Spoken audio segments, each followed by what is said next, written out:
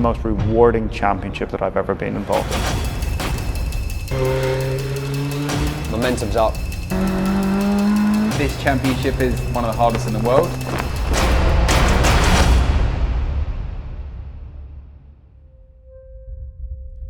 I think I've done it. Oh wait, I have to do. God, but now my suit's all wonky. Is this weird over here? Oh, so what are we chatting about here, boys? Yeah. And clap it down. Yeah. Okay. Oh, I'm doing it. Okay. I feel so fancy doing it. You didn't put anything funky on there, did you? You didn't screw me over and I just signed it off. I got into the BTCC when I was still in nappies. I started go-karting in Ireland when I was like 13 or so. Started karting at the age of 5. Obviously it starts off as a hobby, a bit of a Sunday thing with father and son. Slowly progressed into taking it a bit more serious. That natural progression from karting into cars happened. The rest is history from there.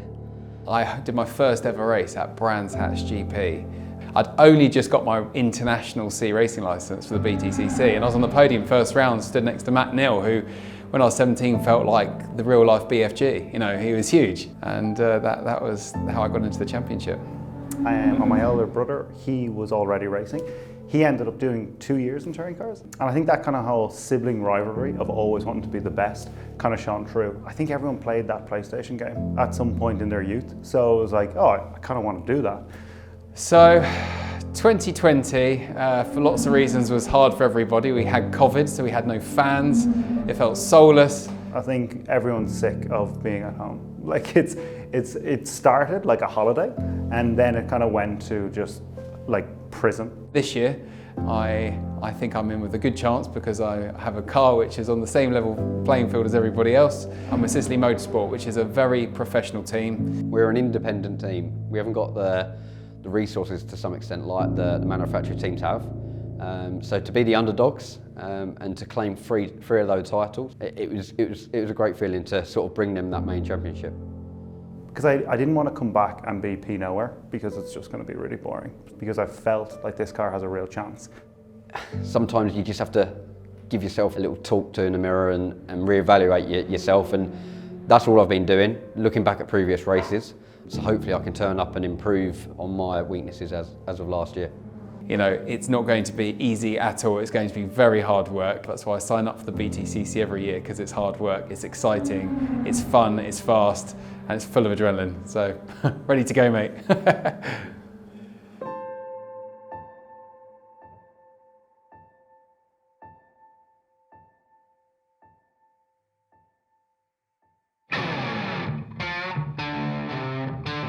So I'm really excited to be here for the start of the 2021 British Touring Car Championship at Thruxton. It is a fantastic circuit. It's the fastest circuit we race at all year. As a team, this is going to be a massive learning year. You know, I'm not sitting here saying we're going to win everything. It's our first year, I completely understand that. We're going to have to gain a lot of data this year. I think I need to be a bit more honest about it, because it is f***ing hard. You know, it is completely different. You know, as much as I've won races in rear-wheel drive cars, and Adam Morgan's, you know, Ginetta champion in rear-wheel drive, and we can both drive rear-wheel drive cars. Learning it all over again at this level when the whole grid's within half a second, it's quite tricky. We're starting the first race meeting at Thruxton, high speed, and looking like it's going to be wet too. So I think, yeah, I'm most anxious I've ever been going into the British Touring Cars this year. I think I chose 2021 to come back into the championship because I felt like the Cupra has a chance to challenge at the front. Being like totally honest, I think the last year I did in 2017 was a bit taxing. I'd be lying if I said there wasn't some nerves around it, because you spend the whole winter building to this point. The minimum of what I would see as a success, like everyone's going to say to win this, to be on the podium for that, but like there's 30 other drivers that want to win. So for me, probably the minimum like is to be back on the grid for 2022. Like I've left here thinking, oh, there's greener pastures and I'll enjoy this and I'll enjoy that. But you don't.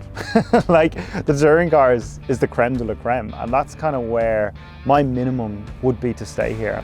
I don't want to go away again. Like I don't want to look in from the outside thinking, geez, I wish I was doing that, because I've tried that and it's not that enjoyable. Fastest track on the calendar, no ballast. I think it's really going to throw a mix out there. It's very intense. There's high calibre of drivers, massive mix-up in terms of driver to car. So there's a lot of unknown quantities, and I think that's going to be the bit that is going to catch people out. I think we built a very, very strong race car. Is it ultimately the quickest car? Potentially not, but points are made on Sunday, not on Saturday. Why I'm still here and still doing it? I'm hungry for more and more championships. My name wants to be in that history book. I want to sit there in 15, 20 years time and for drivers to know or set out goals to go and beat what I've marked in the book. To sit here and say we're 5 British Championships in is what I want to do.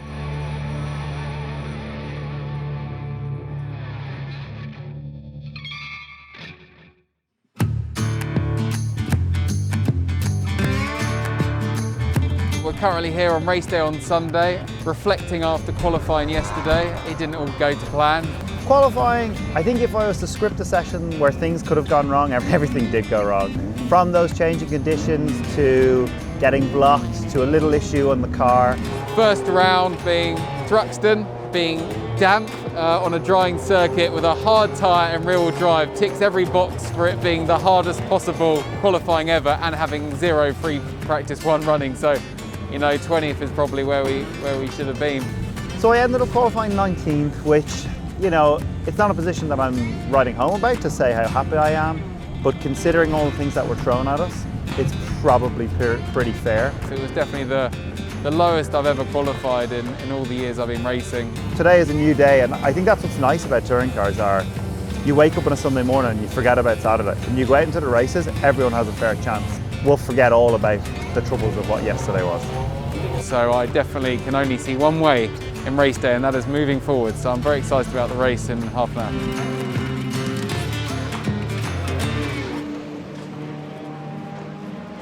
Welcome to Thruxton, and we really have been impatient for this day to arrive. The crowds might not be here, but the action certainly is.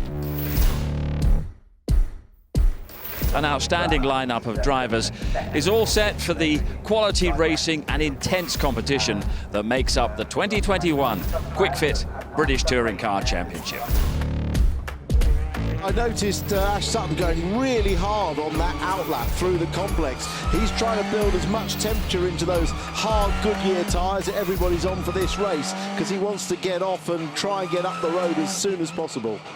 So there is the double champion, the reigning champion, Ash Sutton, the Laser Tools Racing Infiniti Q50, and his good mate Josh Cook lining up with him at the front of the grid. Round 1 of the Quick Fit British Touring Car Championship about to get underway. Lights go out, good start by the rear-wheel drive Infiniti, and also, as you'd expect, the BMW of Colin Turkington, who jumps ahead of Josh Cook on the way up towards Allard for the first time, and it is Sutton then who leads the way.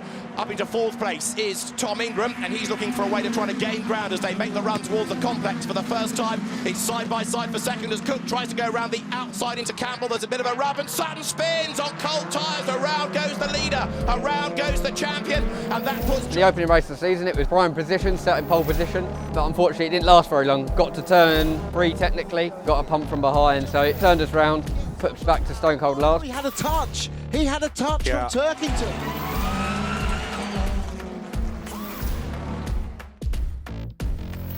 When you get taken out and you know you've got the pace in the car, you kind of just have to quickly push it aside, reset your mentality for that race, and suddenly go on the attack mode, and we did exactly that.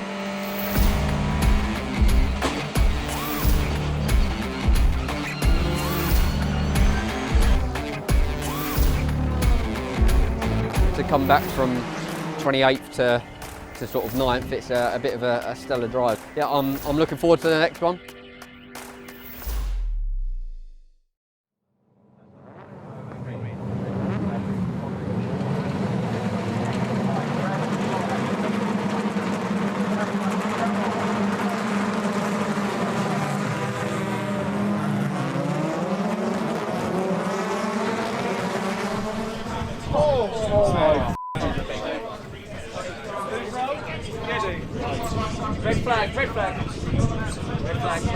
So we're finally here at race 2 at Thruxton, and everything was going very smooth up into that first corner, and then of course... And then it was a red flag, and I really hope that everybody is okay after that crash. And it just definitely brings me back to 2017 when Aaron had his shunt because I just saw the black and white car go upside down, and it just makes your heart honestly do somersaults. So I turn around and I see the black and white car on its roof, and I was just like, that's definitely Aaron. I started running, and then I see the auto bright on the side of the door, and then of course was Nick Lynn, and it breaks your heart. He has no family here. But it was a very big shunt, and yeah, I'm just, like I said, I'm happy everyone's okay, but it was a very big crash. Looking at that seat upside down at turn 1 looked pretty horrendous. Just back out of it and see what happens in front of me, and then off. It's not wiped out.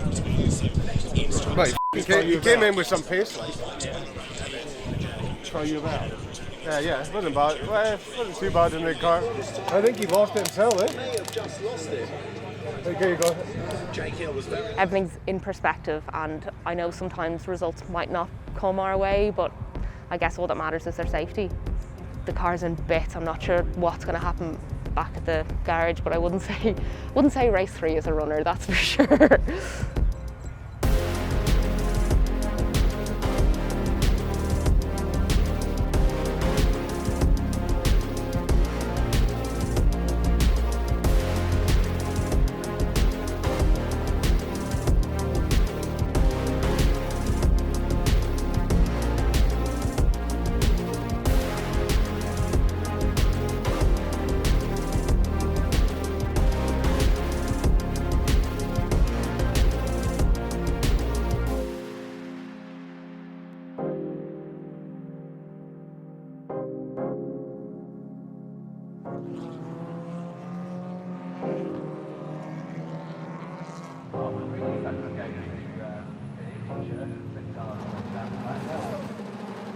Round 3 of the championship is set to go at Thruxton. As the lights out, they slither away from the line. Good start by Jelly, and now you'll see those on wet start to pounce forward. So it's Jelly that leads away. Flex, can he get the switch back? He tries for the outside line going into Croft, which is the inside for Seagrave. He gets run out wide, there's a rub between them. Sutton goes through, makes it stick. This is Tom Chilton up the inside of Carl Baldley and goes through. That looks a lot wetter than it was a lap ago. The nice warm slicks for Jake Hill are about to give him the race lead. Jake Hill leads at Thruxton. Now Sutton goes for the inside line. The wets work, he's got the grip, he's got the traction, he's got the lead, and Ash Sutton then goes through. The man that started the day on pole position for race 1 leads, but Jake Hill comes back in him. Fantastic. Wets versus Slick. Hill tries to get back on the inside line, he can't quite do it. Ash Sutton, reigning champion, is going to win race 3 of the day.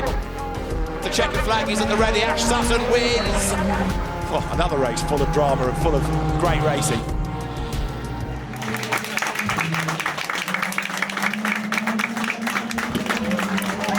The first round, I think when you said roller coaster, it perfectly summed it up. The highs and lows of British touring cars has really played its part, but I think we've really shown what we're capable of. So to sum it up, ultimately, it's been interesting.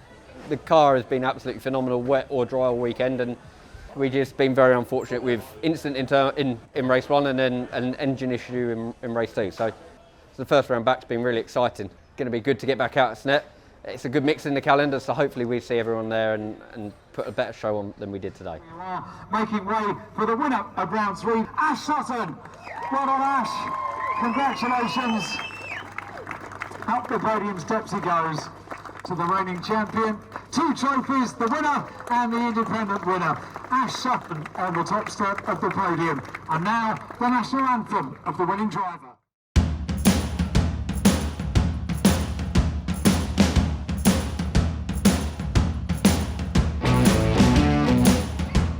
It feels like the first race weekend was almost what I describe as a winter series round. It was 5 weeks ago, it was chaos, it was everything trying to learn its way, all that type of stuff. So coming here, I feel like we're coming to a circuit that I know, that we tested at pre-season, and I'm a bit more of an eye open as to what to expect, as opposed to when we went to Thruxton, it was really a guess. We hadn't been out there, we hadn't been on hards, we hadn't even been out in the wet. So there was just so many variables that it's nice to come to round 2 with a bit more, with our feet on the ground. It was a real up and down weekend. It's one of those of what could have been. We're not coming here at Snetterton with a huge amount of ballast, 48 kilos exactly. So yeah, it just means it might assist us in qualifying a little bit to get a bit further up to then turn things around this weekend. Colin's always been strong here. Over the years, he's shown that with his results.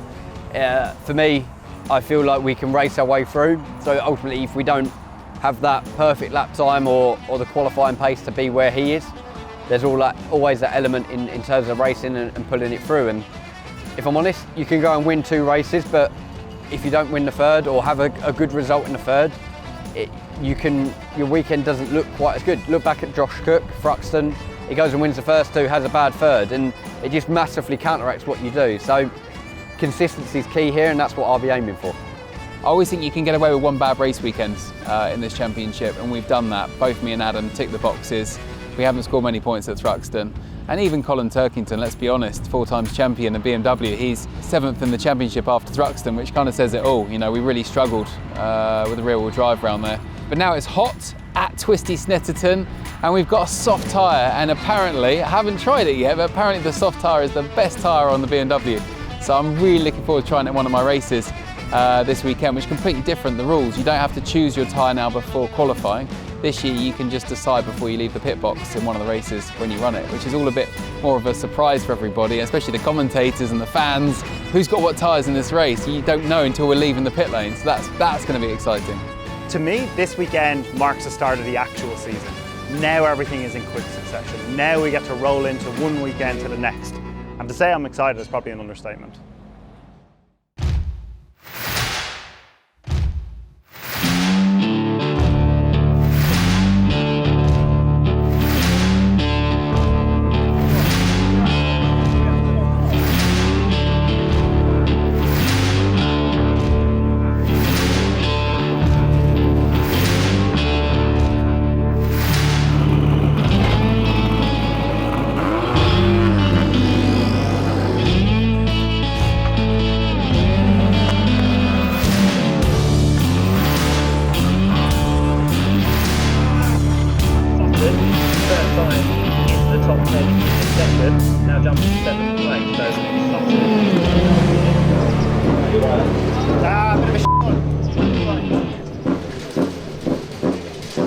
I always hate when people sound really arrogant, but honestly, I thought I drove really well.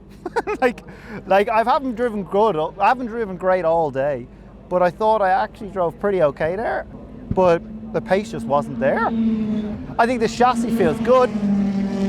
It's just a hard pill to swallow because everyone's worked hard, and we've not got the rewards. Okay, I'm done. I now need to try and take this off. Yeah, we're not quite sure if I'm honest. First part of qualifying, we managed to get a lap under our belt, but that got taken away for track limits. So we actually only got 2 flying laps, and then come in, got another set of tyres on. And as we were on the warm-up procedure, there was a knocking noise. Not quite sure what we can put on. Whether you're at low speed, high speed, there's a loss of power as well in there. So it really hampered us trying to get back into that top 10. But look, even if we got there, we still didn't have an engine or a car that could ultimately perform them sort of lap times, I'm afraid.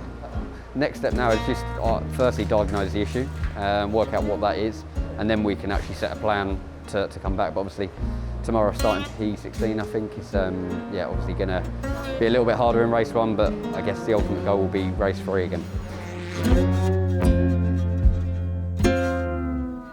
Welcome to sunny Snetterton, deep in the heart of the East Anglian countryside, for the second weekend of the Quick Fit British Touring Car Championship. But here at Snetterton, the crowds are back, limited in number but strong on enthusiasm. And as far as the drivers are concerned, for the first time in 18 months, the show is now complete.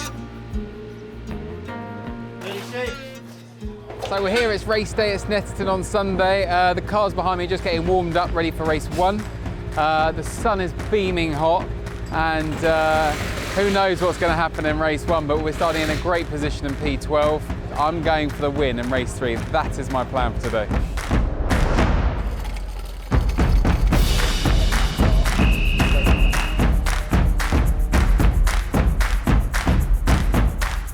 But let us see how race day at Snetterton is going to pan out, because the last few cars come into place. Jade Edwards' drivers now look towards the lights. The 5-second board is withdrawn, so Colin Turkington on pole should make the best start, but as the lights go out, Now, let's see, he does get away nicely, so also Stephen Jelly from the second row of the grid. Tom Oliphant can't find a way through the traffic in his BMW. Tom Ingram goes defensive with Rory Butcher crawling all over the back of him, down towards Riches, so Turkington leads.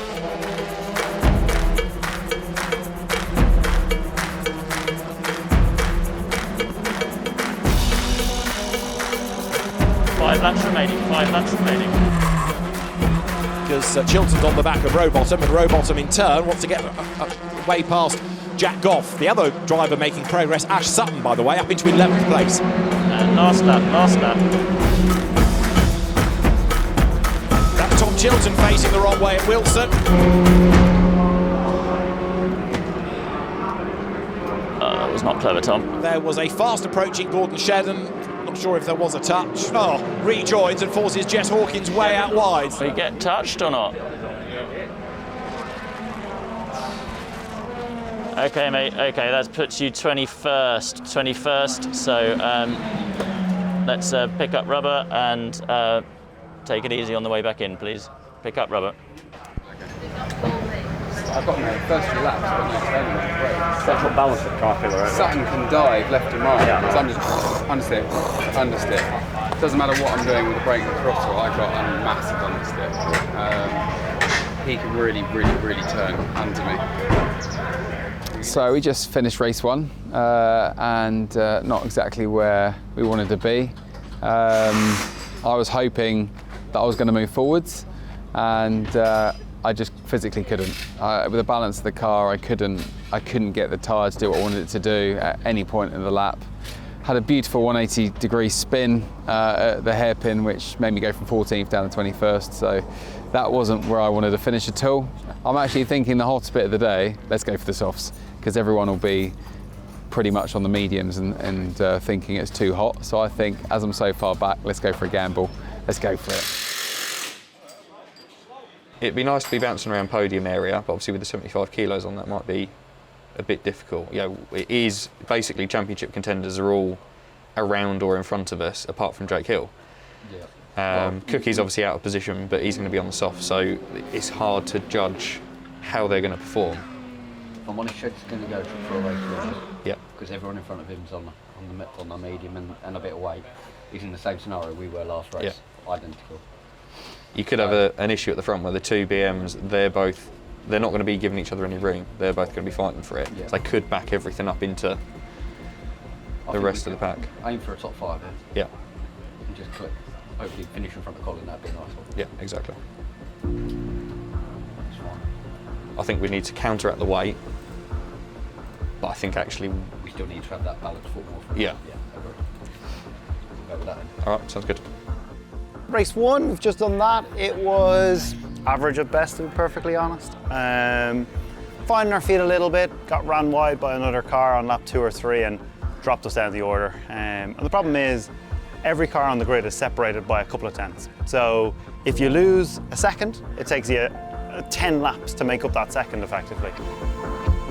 It's very easy, and you see the younger drivers where they don't realise that. They'll fight from lap 1 defending on a white line on the inside for P-nowhere, and you end up just losing time, and if anything, you can kind of get caught out in more incidents. So I think I just need to be tactical, know that we potentially have a tyre advantage in this one, and just pick them off one by one, as patient as possible, keep the car pointed in the right direction, and yeah, see if we can get to the top 12 and catch that reverse grid.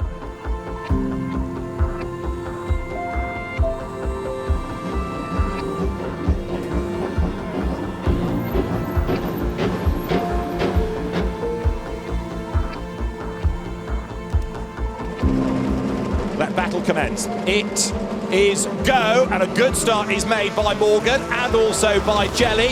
Tom Oliphant gets away nicely too, and Ingram takes the fight to Turkington. He gets squeezed onto the grass there. And a very, very good first lap from Ash Sutton. Sutton prizes open the door, gets up the inside as they go towards Williams. 3 goes, job done.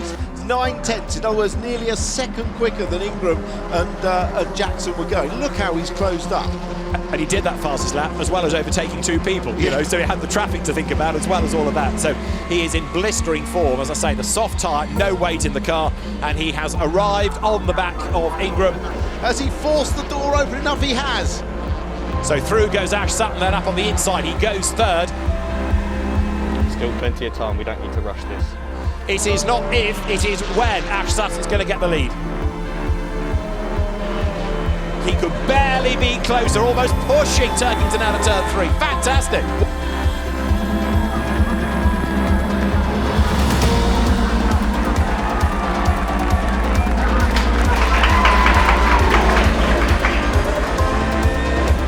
Great job, mate. Look after the tyres now. 4 to go. It is at the ready, and Ash Sutton is going to come through for a second win of the season. Round 5 of the championship is won by Ash Sutton, but only just. Colin Turkington, 0.4 of a second behind him. Absolutely mega drive.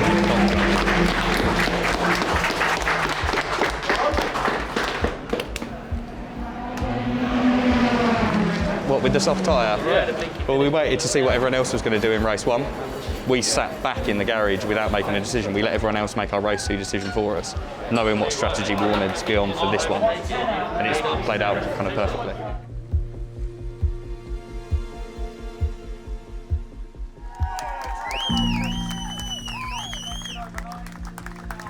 Roller coaster. Yeah, look, where do I start? Obviously, just shows how quick your luck can change in touring cars. Obviously, engine failure at the start of qualifying. Somehow we managed to drag a lap out of it, putting us P16, but ultimately just made Sunday, today, the race day, a little bit harder. Yeah, we made the best job we could in race 1, getting up to P11, and then the ultimate goal was to win race 2, which we went out and set and did. The soft tyre played a big part of that, and then it was just a case of damage limitation, but in hindsight, it was a much better race than that. Round 6 of the series is won by Tom Ingram, who is absolutely over the moon as he comes across the line. Tom Ingram wins from Ash Sutton in second place. Third. Obviously, to get second, come away with the championship lead, it's like icing on the cake. That if someone offered me that yesterday, I'd have took it.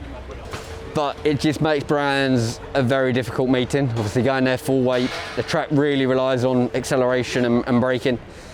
We always know how close it is there, so it's going to be a real challenge in qualifying, but the aim would be to shed the weight and crack on in race 2 and 3.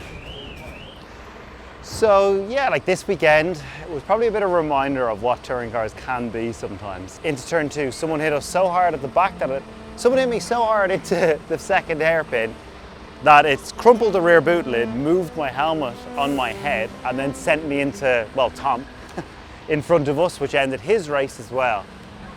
But we need to find that little bit more to go from 10 to 15 to 5th to 10th, and then we'll be right in the mix. I think it will probably take another weekend or 2 for us to really challenge for wins.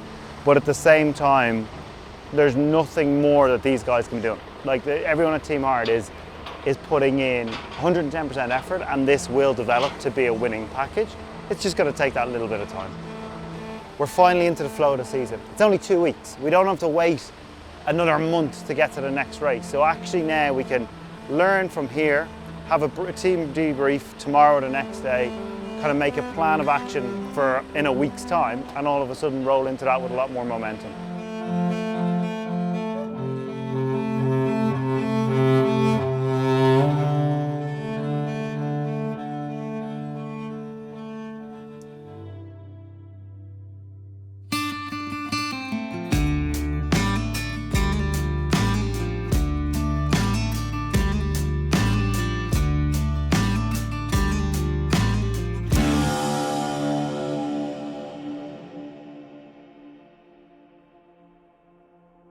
I'm so happy to be here at Brands Hatch. It's my local circuit. It's just 30 minutes down the road from me. I live near Gatwick Airport in Reigate, Surrey. And I definitely have done probably more laps around Brands Hatch Indy than any other circuit in the world. And I've got my family and my friends coming this weekend to support me. It's brilliant we get allowed the crowd in. Yeah, I've even got my 3 boys coming this weekend, so no pressure. If I don't do well, my boys will be saying, "Daddy, why didn't you win? Why didn't you bring home a trophy, Daddy?" So I will be trying my absolute best to get a podium this weekend.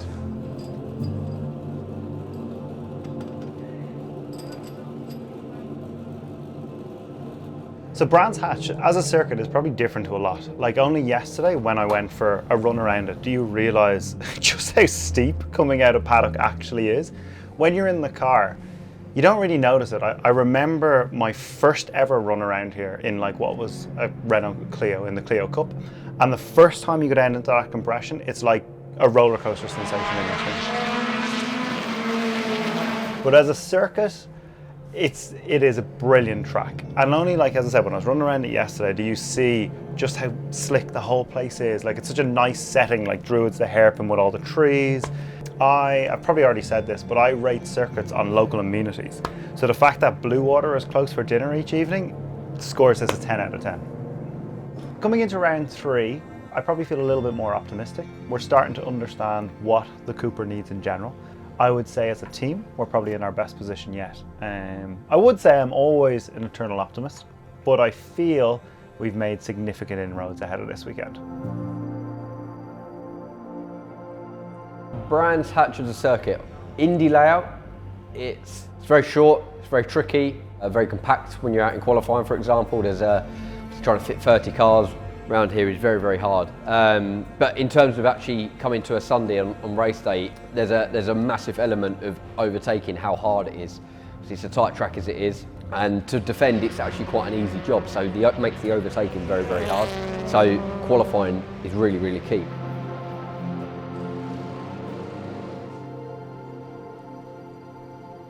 This is really hard. Qualifying just now didn't go as planned, 100%. In free practice 1 and free practice 2, we made some very good changes towards getting the balance right.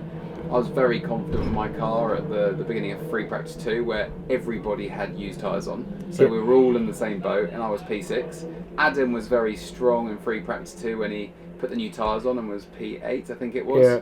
And going into qualifying just then, Adam was actually P9 until he had his time taken away for overusing the circuit.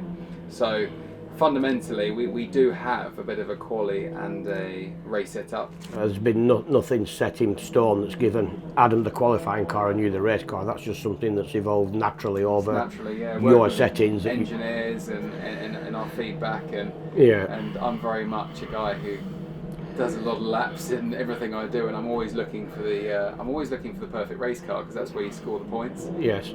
Adam's a bit younger, he's a bit newer, he's pushing really hard for that quali time, and he's going for that quali setup. And I think actually me and Adam as a pair are very good, because we've got a bit of both. We've got that young speed from Adam, and we've got me with experience racecraft and racecraft. So the pair of us together, I think, are very good. We just need to be working harder on getting, I think, a bit more out of it in qualifying. Plan tomorrow is only one way, and that is forwards. And like I said, with the race pace we got in the car, I think after the first few laps, when we waited for the tyres to come up to pressure, we will be fighting, 100% fighting. The pace is in the cars, we just need to unlock it, all of us. So, but there is definitely pace in them. Norman is the team manager, and he is an absolute legend. He's done 14 tours in the Special Forces, and there's nobody quite like Norman, I've got to say. He is an exception on the grid. So the role of a team manager is so important. You know, they need to organise the team, make sure everybody's in the right place at the right time. You know, even things like the drivers, looking after the drivers is a big thing. And on race weekends, obviously there's some times where there's a little bit of a tangle on track, and you need your team manager to take you up to the big dark bus, Tocker bus. The role of the team manager is to make sure that everything goes well for the team and everything is positive for the team, to get the most performance out of every single person in the team and the drivers, and to, at the end of the day, score the most amount of points possible. It's weekend number 3 in the Quick Fit British Touring Car Championship. The weather is not exactly playing its part, but for the 4,000 spectators allowed into this Indy circuit at Brands Hatch, they will enjoy the action at one of the best spectator venues in the sport. My name is Tony Gillam, team owner of Team Hard Racing. Race 1, we were starting a little bit further back than we'd have hoped from qualifying. Nonetheless, the drivers all moving through. Aaron, steady progress through race 1 and race 2, just up into the points. Aaron and the guys are so positive with every change that we're making, and we are stepping forward every weekend. So positivity is breeding, it's coming, we're getting better every weekend, and hopefully we can keep chipping away. We know we've got a good car, we know we've got sensible race pace, but it's about what happens around us. I'm Alan Potts, Team Manager, Laser Tools Racing. We're just preparing the cars for race 3. So far we've had a really strong day with Ash and Aidan in terms of points. Aidan picked up damage on lap 1, which affected his steering, so the car wasn't handling very well at all, so he fell back a little bit. He defended for all he was worth and was able to hold off the pack, which helped Ashley probably a little bit. And you always know that Ash is going to go for a gap if he sees one, and you know, we get nervous about that, but I don't know about him, he's always quite cool when you hear him on the radio. I think we get more of a sweat on in the garage than he does, to be honest. Race 3, Aidan's starting on position 4 on the second row. We're hoping he's not got a lot of weight on, so we're hoping he can go forward with like a podium or a win.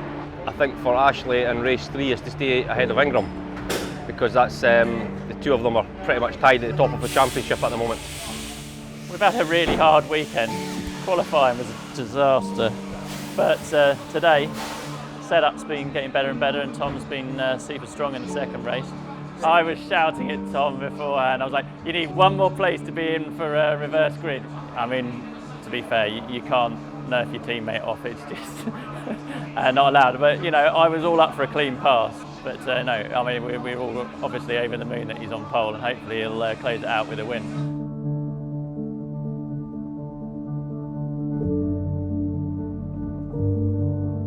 It's just like, because you've lost a bit of control. Like it's gone. It's out, completely out of any of our hands now. It's all up to Aaron.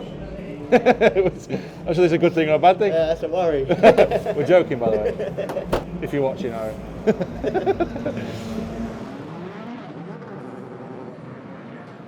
And so for a final time, the cars make their way up to the grid. The cars are all back, 5-second board shown, and the drivers then get set, ready for round 9 of the Quick Fit British Touring Car Championship. It is Adam Morgan on pole position, the lights are red. It is go, good getaway by Aidan Moffat, but a great start by Morgan, then he leaps forward into the lead as Moffat comes up on the outside there to try to go around the outside of Goff. Good getaway also by Jason Plato in the Astra, he slots into 4th as the cars drop through Paddock Hill Bend for the first time. So the long queue of cars comes up to end lap 1 out of 24. Morgan it is leading the way, Jack Goff second, and then Aidan Moffat has got everybody else stacked up behind him, and another lock-up by Morgan going up towards Paddock. Replay here of the cars going through Paddock, and Jack Goff losing second place to Aidan Moffat.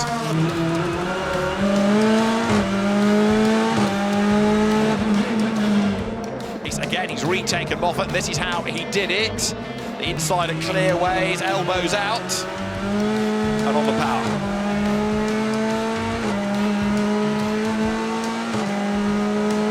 A bit of an incident there. We've had more fun and games going through Paddock. Jake Hill there getting a rub from Aaron Taylor-Smith.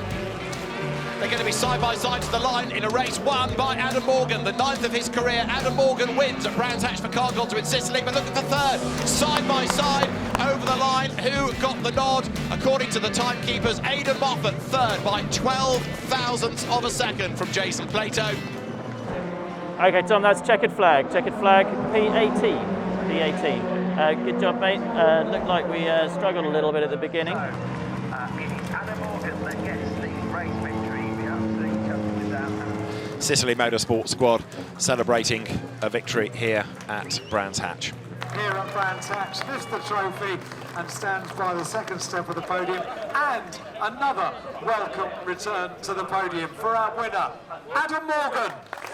Well done, Adam. Congratulations again, a debut year for the BMW with Car Gods with Sicily Motorsports, and congratulated by Jack Goff, congratulated by Aidan Moffat, and 2 trophies. One's the independent win and one is the win for round 9. And now the national anthem for the winning driver. Fantastic to get a win on our 3rd time out in a new car, rear-wheel drive. Just a fantastic result, really early as well. We didn't expect it that early, so we're over the moon. Yeah. Shame about Tom getting pushed out. He got pushed to pass and everybody got through. But as a team, you know, everybody's overjoyed that we're finally on the top step. This weekend has absolutely filled us with confidence. We're a confident team anyway, but this weekend the engineers are happy, the drivers are working really well to get the car set up, And moving forward, we're really looking forward to Oulton Park, so bring it on, it's our own circuit, and let's get some more trophies.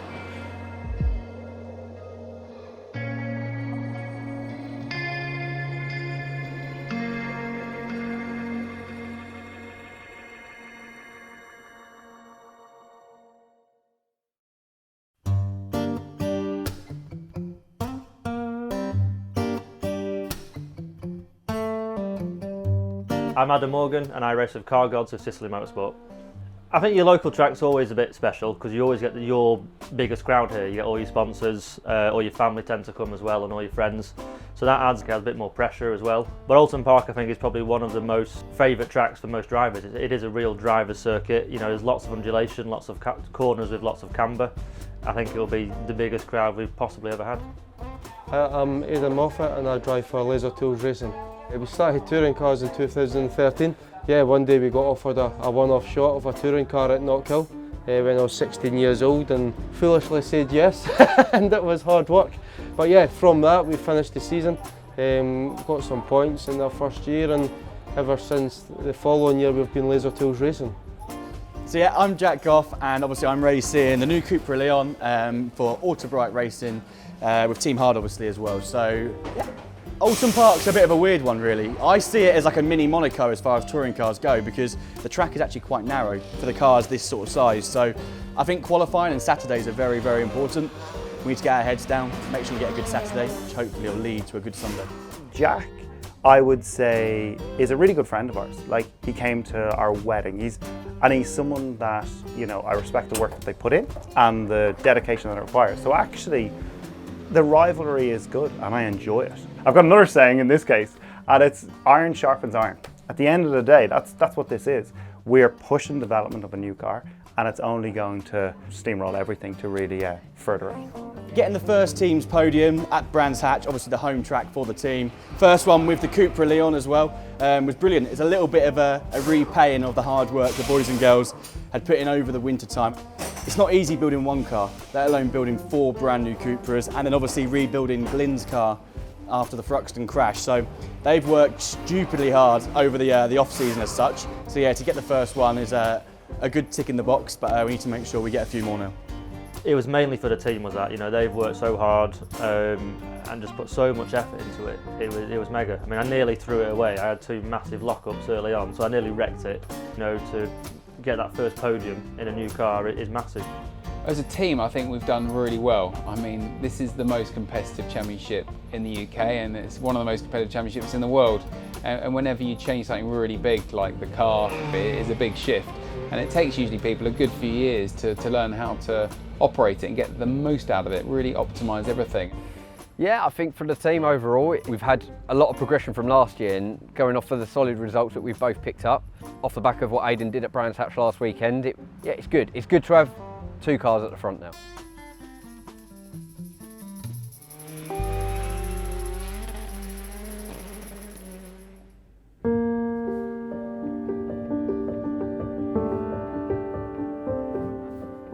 Free practice 2, it was good. You know, it's always nice to be P1. But on the other hand, you know, I've been in this game long enough now to realise that free practice means absolutely nothing. Different tyres, changeable conditions, getting the tyres on at the right point when the track's dry, and that's a really key item to be trying to focus on. But you know, from our side, in our side of the garage and our team, then I was pretty happy with our performance. For qualifying, obviously the plan is always to be on pole. Realistically, I don't think we're fast enough to be on pole position. I'm going to say somewhere around P10 is, I think, where our pace is. Obviously, you got ballast to throw in the mix. We're only carrying 15 kilos. Ash Sutton, for instance, carrying 75. But I think it will hurt people more so here than, say, like a Brands Hatch Indy or a Silverstone. I'm hoping that'll play into our favour a little bit and we can sneak into the top 10, and that'll give us a real good sort of fighting chance for tomorrow. Welcome to our 4th weekend of 2021 Quick Fit British Touring Car Championship action. We're on our tour north. We were at Brands Hatch last time. We're in Cheshire at Oulton Park this weekend. Next time out, of course, we're up in Scotland at Knockhill. That'll be open too. And open is the key word. The championship wide open, and the gates are open for the first time since the end of the 2019 season.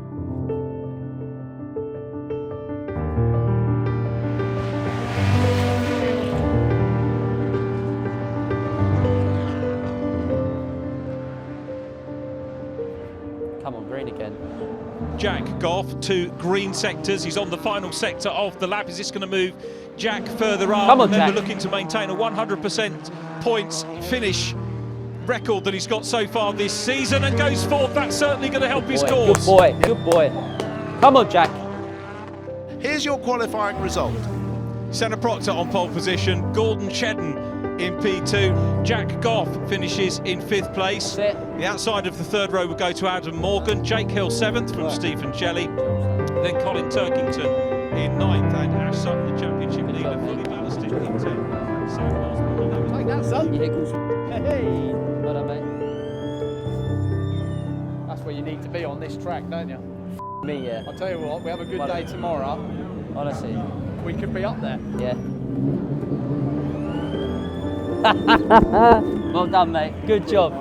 Good job, Jack. Not too bad. I'll stop moaning. Get on with it. So yeah, qualifying. To be honest with you, I thought we was looking more likely to be 10th to 15th. That's where I was sort of thinking we was going to be. We went out on the first set of tyres in qualifying, and we were about P10 to P15. And then Jay was like, the team manager, I need to find like 4 temps. And I was like, phew. We made a small tweak to the car, and that's the beauty of this new Cupra Leon. We can make a small tweak, and the thing gets transformed. So the car came alive. That's the best the car's felt. I say we can be happy with that, but we need to go and make some more tweaks to make sure we're quickest next. I looked down and I was like, that delta time is still not working. So obviously got confused. I was like, 26.6, that's a bit crap. And I looked down, I was like, 25.6. It's the boss on the speaker.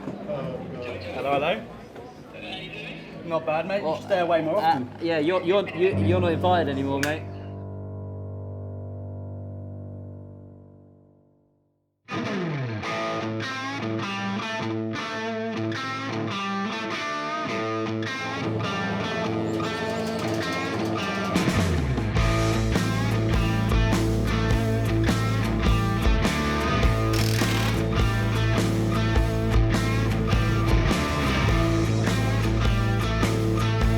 Those TVs on, please. This is great to have everybody back in as we look forward to round 10 of the championship. Senna Proctor on pole position. Lights are on, out go the lights. Let's see as the 10th round of the 2021 championship is underway, and look at that, Rory Butcher goes right out towards the wall, gets it all back in. Shedden's having a look round the outside line, but it's the 2 Hondas that come through in lead position, Tim. Oh, and out wide. That's Colin Turkington, isn't it? Yeah, mate, I can see it. I'm logging it, mate. Keep pushing. It's good job, Jack. Good job. Now what has happened? Oh, and a spin top Oliphant and contact. Oh! Okay, Jack, so yeah, it's a big shunt at the last turn. 2 people only per car down there, okay? 2 people per car. Here we go then, ready for the restart of round 10. Engine notes are rising here at Oulton Park in anticipation. Lights are on. And we're underway. Good start by Rowbottom side by side with Gordon Shedden. Let's see whether Rowbottom can get the run. And he does. It's Rowbottom from the outside. Quick start by the BMW as well of Adam Morgan in 3rd position. Dan Rowbottom will take a first win in the British Touring Car Championship. Flashes his lights. Rowbottom takes the win.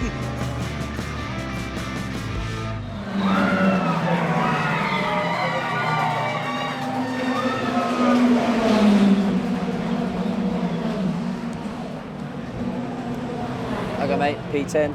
Good job, Jack, good job. Yeah, so started P5, and yeah, we just struggled on the brakes really. Obviously the first race in the Cupra here, so we almost knew it was going to be a bit of a challenge. Got caught out by another car, sort of pushed us out the way really, but yeah, he dug deep. The restart sort of helped us a little bit probably to cool everything back down. So yeah, P10, still points, so yeah, we'll go again for race 2. Do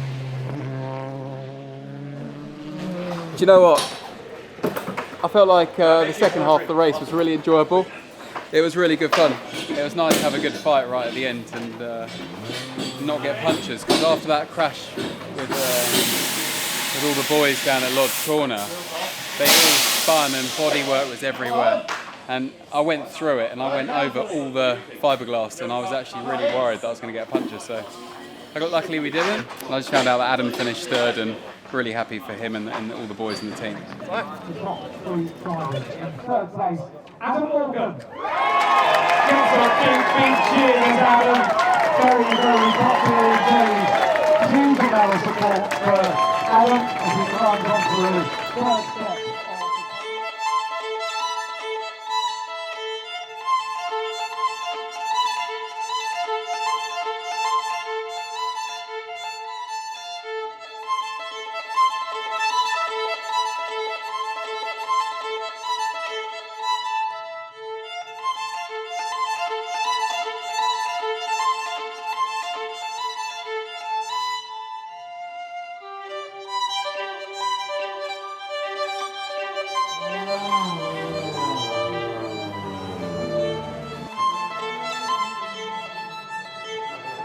Car's just coming into line. The start of the third and final race of the weekend here at Oulton Park.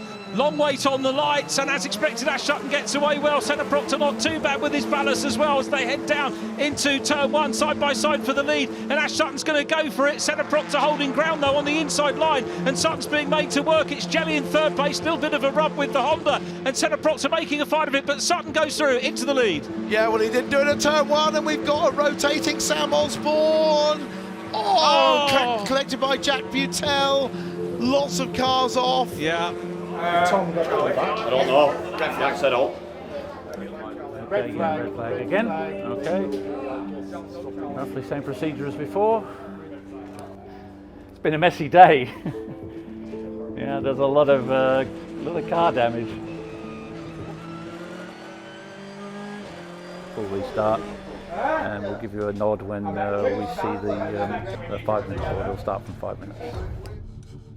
A real labour of love for these teams to get these cars not only back out on track, but looking absolutely immaculate. And Tom Oliphant's car is looking just that. Senna Proctor on pole. He is front row, left of shot. To his right, Ash Sutton, lights on. And round 12 is underway. Let's see, Sutton gets away well. Everybody off the line. And once again, Senna Proctor seems to be holding his own as they go down into Old Hall. But Ash Sutton's going to go for the sweep round the outside. Got his nose in front and gets tagged by Proctor. The script has been torn up again. Well, Proctor knew what was coming, and Sutton braved it out round the outside. He was fortunate. Oh, he's now tagged his teammate, Carl Boardley.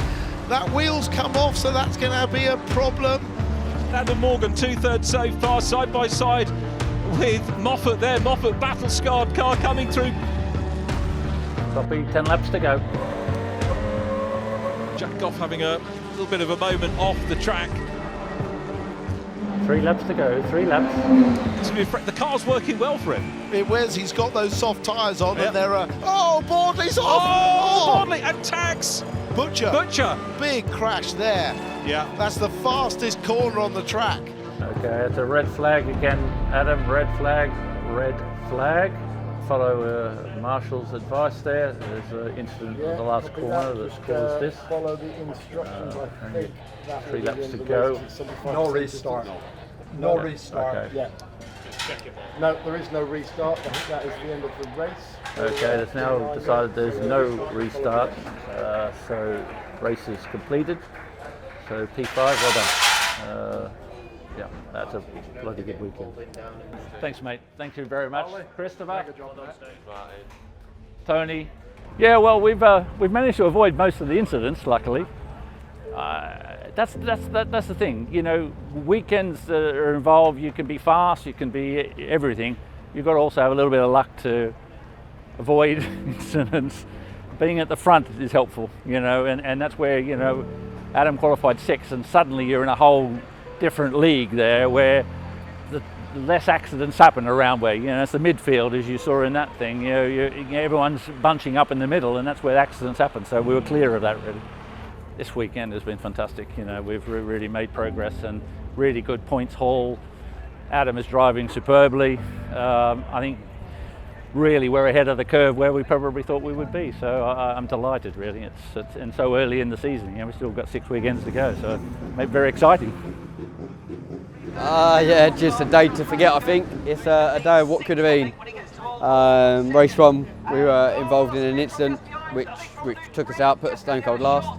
Managed to fight our way back to P14. Race 2, what was a solid race, to be fair. The car was mega. Yeah, got up to P8.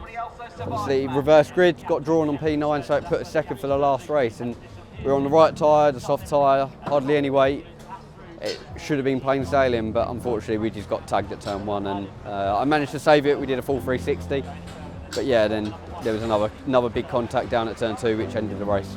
Look, this place is hard. It's tight here. It's one of the tighter tracks on the track. Race 3 was sort of a problem that stemmed from race 2 because we got taken out in race 2 when we were about P8, P9, and then you start at the back. We made a really good start. We got about 3 people into turn 1.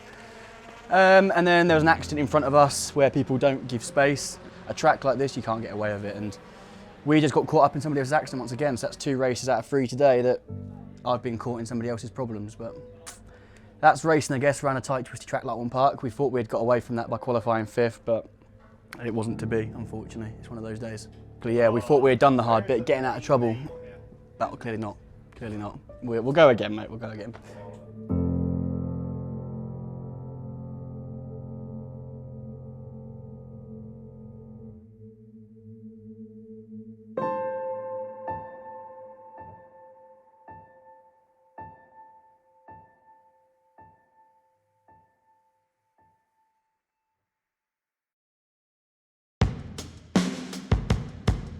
Here we are at, I think it's round 5 of the 2021 championship at lovely Knockhill. Knockhill was a circuit. She's a lively one. I think that's why I gel with a track. It's full commitment. Honestly, I can't believe it's the 5th weekend. It's flown by, and every time I come here I think it's my favourite circuit, and I think it's because it goes up and down hills more than any other circuit, and I love undulations. I love big curves. I can barely see what's coming at me. This is all coming so fast. The curves are so aggressive. It is like no other. I think it favours the brave, and you kind of just have to hang it out a little bit, and that's probably what I'm good at, which is nice. Obviously there's a lot of blind crests. In terms of balance of the car, it's always on a knife edge, but you're constantly pulling gears, worrying about what's the other side of the crest over the finish line. And yeah, I just love this place. It's absolutely mega. It reminds me of a kart track. Being halfway through the year, a lot has gone to plan while the results haven't got to show it yet. I've felt more at home than I've ever have in this championship. But what Team Hard and what Tony, Sammy, Gary, Jay and everyone in here have created is an atmosphere like no other. Yeah, Oulton Park was a tough weekend to sort of overcome. Obviously, you go there, it's normally an okay circuit for us. I think ultimately our championship contenders also suffered some bad luck. So to come away still leading it, you just got to look at the positives. If anything, we actually extended the championships somehow. I was honest at the beginning, and I did say that I think it will be more of a 2-year program. I said the first year I will be learning at every circuit. So I always knew I was going to not necessarily be winning the championship, but I thought deep down I would be definitely in the top 10, and I'm not. I was in the top 10 last weekend, which is the first time this year. So in that respect, it has taken me twice as long as I thought it would take me, if I'm completely honest. But I'm so happy I'm finally there. I'm so happy we made it. Coming into this weekend, Knockhill, I'm feeling quite confident. It's always been fairly strong for me as a driver, and okay, we're coming here with a little bit more weight, but I think we're in good stead. It is all about qualifying around Knockhill. You can defend very, very easily around the circuit. Probably more than any other circuit we race at, maybe other than Brands Indy, you can really defend around here. So it is all about qualifying. It's Knockhill, it's the British touring cars, anything can happen. So, bubbly boopy. After the demands of Oulton Park, everybody is taped up, patched up, rebuilt, ready to go as we head north of the border. We're at Knockhill this weekend, 1.27 miles long, and we come here after an all-action, a bruising indeed, Oulton Park, but one venue that always delivers great racing and a qualifying session that is set to be very important indeed. Ash Sutton comes here as the championship leader despite not having the best of times in Cheshire, with Tom Ingram and Dan Rowbottom chasing him within the standings.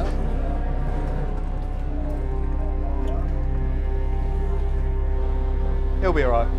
Cool. He's not feeling particularly good at the minute at all. His head's definitely in the right place. We'll see how his body is physically. Dodgy muscles, I think. Not really what you want going into qualifying. It's probably good TV for you.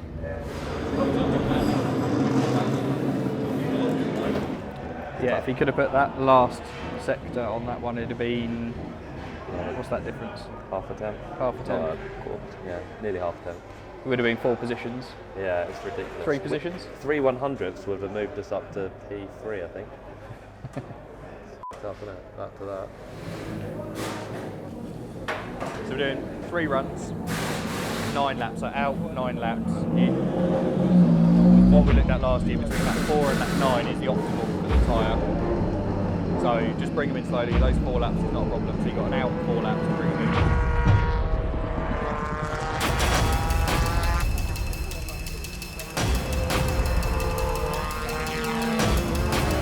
Thruxton getting up through the traffic now. Yeah, he's been a bit impeded, but he's absolutely flying. You saw him hurl it into turn 1, Duffer's Dip. And he's already doing very good time. 51.0, that's the quickest time we've seen this weekend. Oh, he completely straight-lined it. Completely straight-lined it. That's right, mate, you're still P1. Turkington is on a 51.35, obviously we know they're going to go quick when they get their laps in. Green flag is waved then, so the clock is ticking again as the cars are pulled backwards by the teams and then released down the pit lane. Aaron Taylor Smith's Cupra good to go.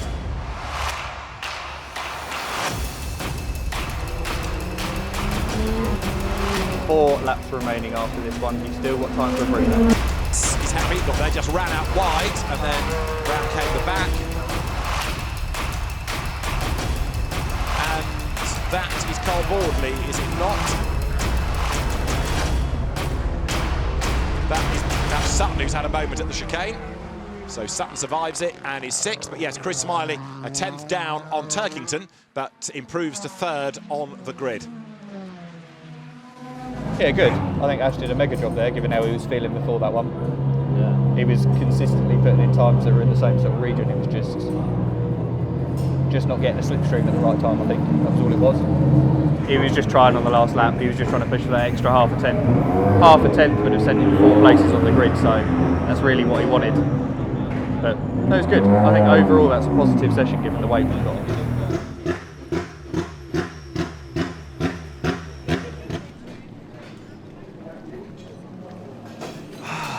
I always hate it because before I go out in the car, I'm always so optimistic. And then I go out in the car and I was like, well, this is not going to plan.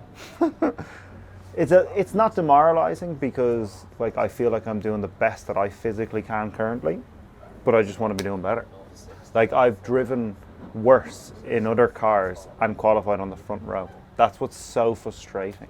If we catch the reverse grid, someone will have to fire me off to win. Like, I'll do everything I can to stay there, so we shall see. It's like a dead body. Don't put my back, idiot. I reckon you could wring the cuffs of it, because it always collects in the cuffs. It was on my back. Your helmet's gonna go. Oh, lovely. Not going to be a barista anytime soon. What is this? I'm so disappointed. Dishwasher water. It's too fast for my legs.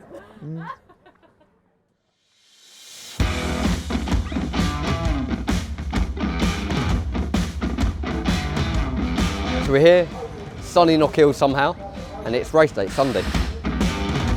Yeah, qualifying yesterday was, I think, making the best of a bad situation. I was feeling a bit under the weather myself, suffered food poisoning, so I just literally crashed in the middle of the day. So sort of strapping myself in for qualifying was a real tough task, but we managed to pull out a stonking lap, put us P6 on the grid. But yeah, to then climb out the car and nearly fall over just sort of highlights how sort of rough I was feeling. Welcome back to Knockhill, round 13 of the Quick Fit British Touring Car Championship is almost good to go. The grid is being cleared at the 1 minute board. Engines will fire up, the last engineers will make their way. This is Colin Turkington's BMW that lines up on pole position. Lights go red and it is blast off. It should be a good start by the BMW. It is. Senna Proctor moves across to cover off any challenge of Chris Smiley, who also gets the drop there as they dive down towards Duffer's Dip for the first time. And Ingram in the Hyundai's got the inside line and he's got the place as well. Well, Sutton is the first of the medium compound, the harder of the 2 compounds, and with maximum ballast, so he'll be fairly happy with this position at the moment, but I personally think that Moffat would be quicker if he was allowed through. There goes Dan Lloyd coming out of the chicane. Safety car, racing team, you see the board. Safety car, Aaron, safety car. Speeds build, and we are back racing at Knockhill.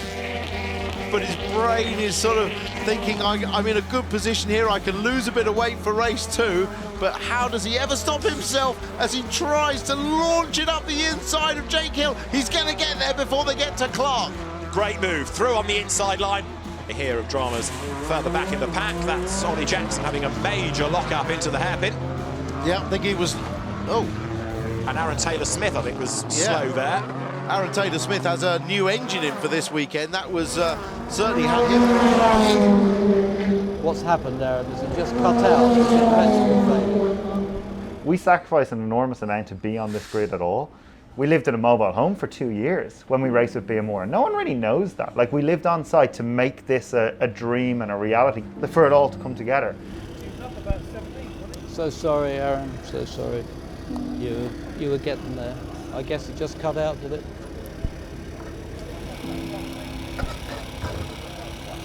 Aaron, are you too angry to talk?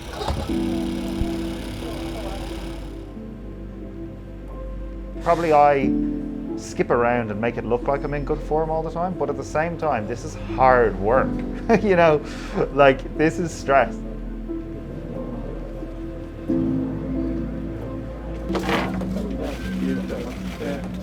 Yeah, fucking engine map. Just decided to go to cooldown mode. Dad, you could touch it. But that's safe. Engine map update. Like, I wasn't even near the dial yet. Right into the hairpin. Just went into cooldown mode and, like, obviously it feels like it's switching off. Yeah. So it took me a while to figure out what's wrong. This is a stress that stays in your life from February to October. You might get November and December to chill out a little bit if you're not negotiating your deal for next year. But, like, this is all consuming. This is a life to actually race and be competitive in this. It's only going to be a downward trajectory, but now I feel like it's only going to go better. That is true. So I'm kind of like, I just want to... Lloyd went off. He'll be behind you.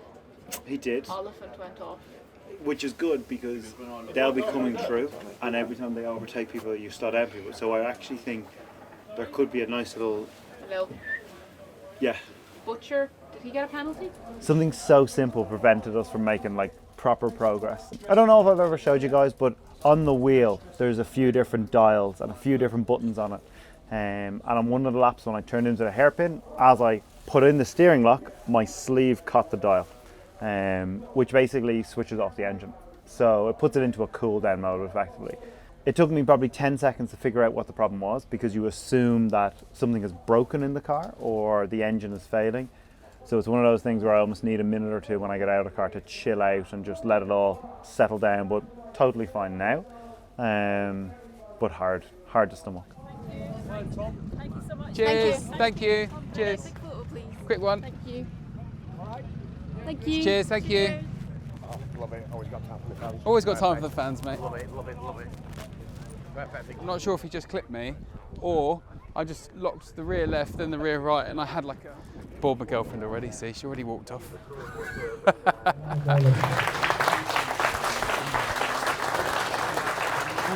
I feel like our car's been really strong. Team's done a great job. These two boys are at the top of the game. They're both too old to be Formula 1 drivers. I'm too big. But this is really, I mean, I've been involved with loads and loads of motorsport, and this is the pinnacle of British motorsport, so BTCC really is where it's at.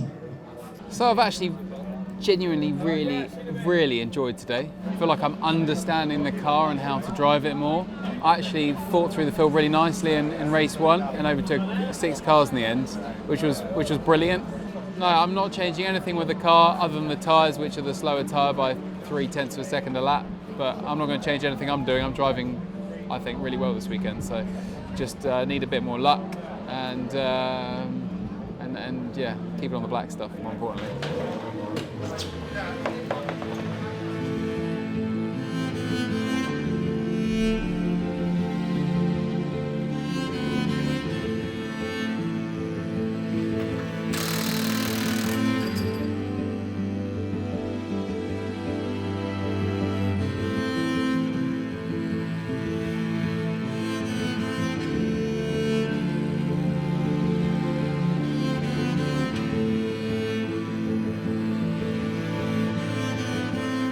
hopefully we can move forwards. If we can pick off Cookie and Senna Proctor fairly early on, they've gained significant amounts of weight, so and then we can hunt down Colin.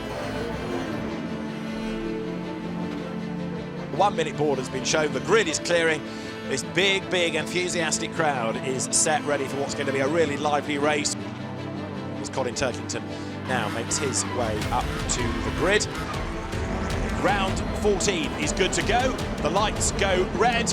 Colin Turkington on pole position, accelerates away now, gets a good start and a bad start by Chris Smiley, who staggers away from the line. Everyone has to dodge around him, including Sam Spelt that goes onto the grass, demolishes the marker board there and gets back onto the road, and mayhem in the background. One of the Team Hard Coopers in the wall.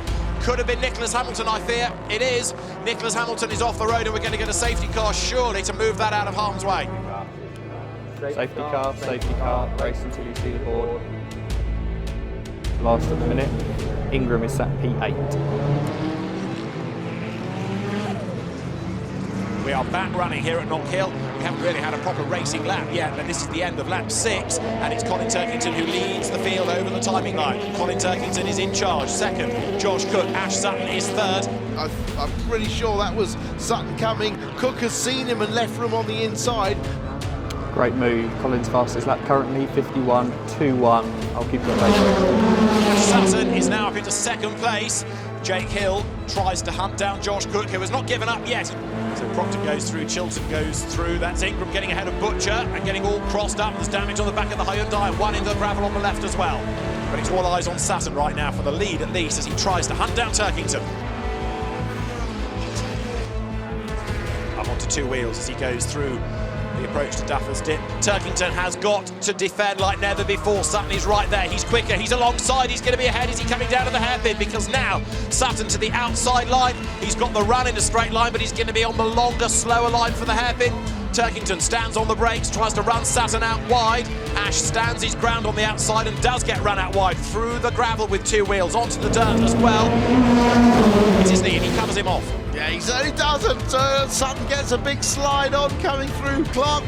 Cook's hung on to fourth somehow ahead of Gordon Shedden. Really good drive this by Josh Cook as there. Turkington is wide, he's in the gravel and Sutton's going to go through for the lead. A tiny mistake is forced out of the BMW driver and Ash Sutton has done it. As Ash Sutton is about to come through then for a third win of the season to increase the lead in the championship. Ash Sutton wins, Turkington second, Hill third. Did he just run wide? Yeah.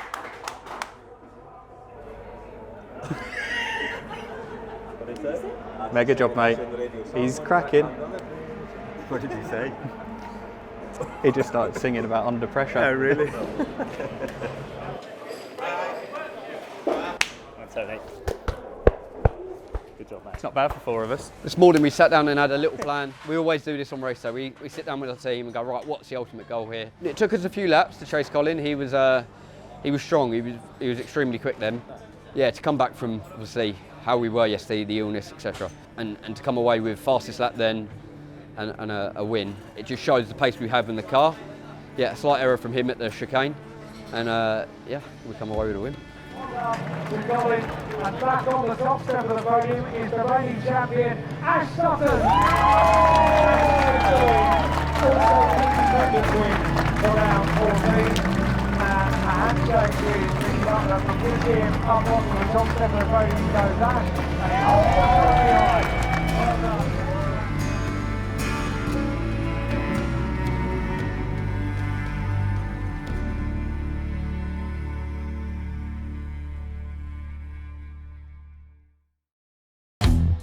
Great for Thruxton to have a crowd back, adding to the atmosphere, and it's felt like a proper touring car event for sure this weekend.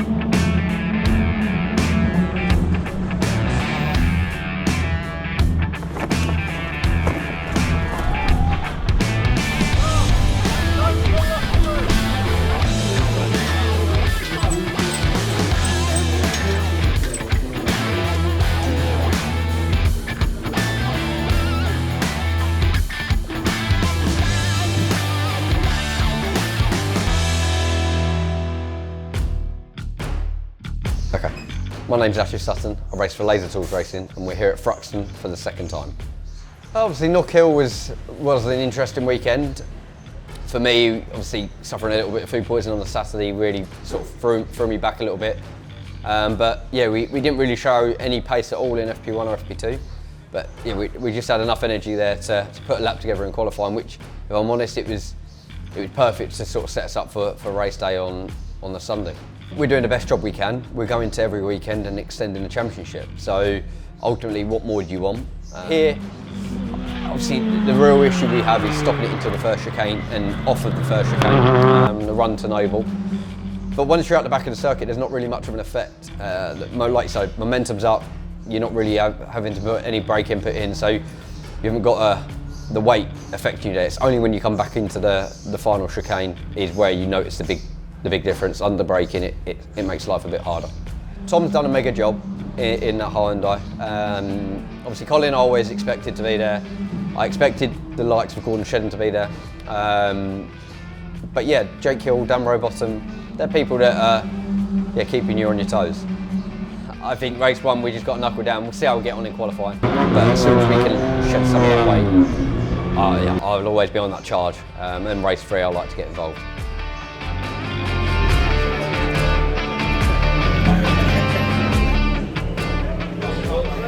I've had a mad month. So everyone knows there's 5 weekends in August this year.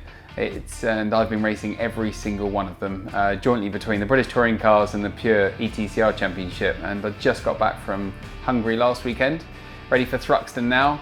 And this is the last one of what I call the Mad 5. So it has been mental for me personally. The first round at the beginning of the year, I said it to you guys at the beginning, it was a lot to do, a lot to take on.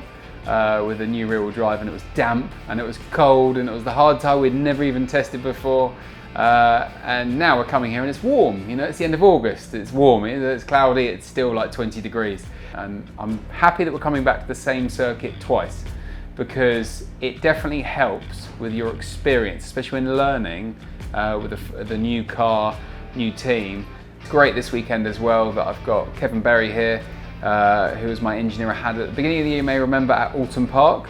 Super experienced, and he was actually Colin Turkington's engineer when he was at Westside Racing, so I think that's really going to help us this weekend. Coming into the 6th round, I am happy, to be honest. I'm happy to be back in the championship. I've missed this. I've missed hanging out with my friends in the paddock. I've missed actually what touring cars are in general. The racing and getting stuck in is something that you just don't see anywhere else. Because there's been points this year where I've thought, this is hard work. But Knockhill was the first time I felt comfortable. I felt like I was enjoying it. I felt like the old me, and I got to put on a proper show. This is the first time we've come back to a track that we've actually raced at with Cupra. And I think what that gives us is a data catalogue of information. So it's nice to be able to apply that and hopefully be in a far better position. This is my dream come true. There's no two ways about it, but it's the most rewarding championship that I've ever been involved in.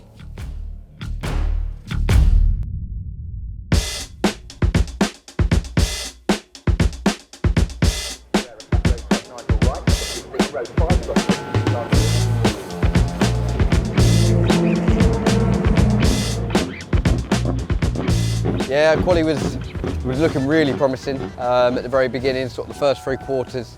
We were sort of bubbling around P3, P4, and then a couple of the guys that were running lighter, less ballast, popped in some times, which pushed us back to P7. But overall, we're ahead of Colin, we're ahead of Ingram and Shedden, so our key rivals are all behind us, which is good for us.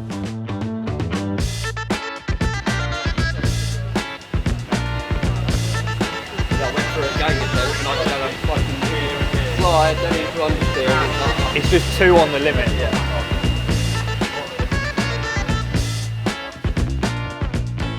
It's race days where I feel like I'm in my element.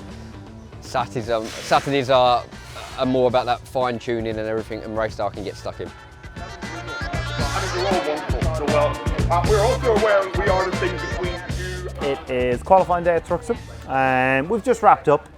The absolute truth of it is we don't have a qualifying setup, and around this track we have to use the hard tyre, which magnifies our problem. The hard tyre is just that little bit more stubborn, so unless your car really digs in and works the tyre, you can't switch it on. I always feel bad for the guys, they've worked tirelessly to prep the car and get everything ready, and like you get out and I'm disappointed, so I can barely bring myself to say thank you, where like they're as equally as disappointed as me. So you kind of just are in this awkward like, this is so damn hard, but our day will come. Like, as bad as it sounds, I have confidence in myself, I have confidence that we'll find some time. So one way or another I'll enjoy it and we'll put on a show.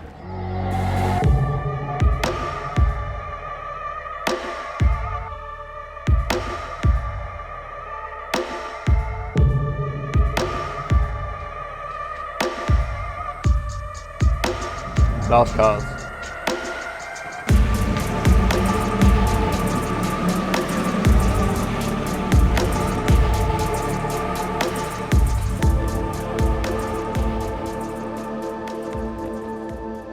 Feels like the weekends are in fast forward when you get to this point. So we've already had one race.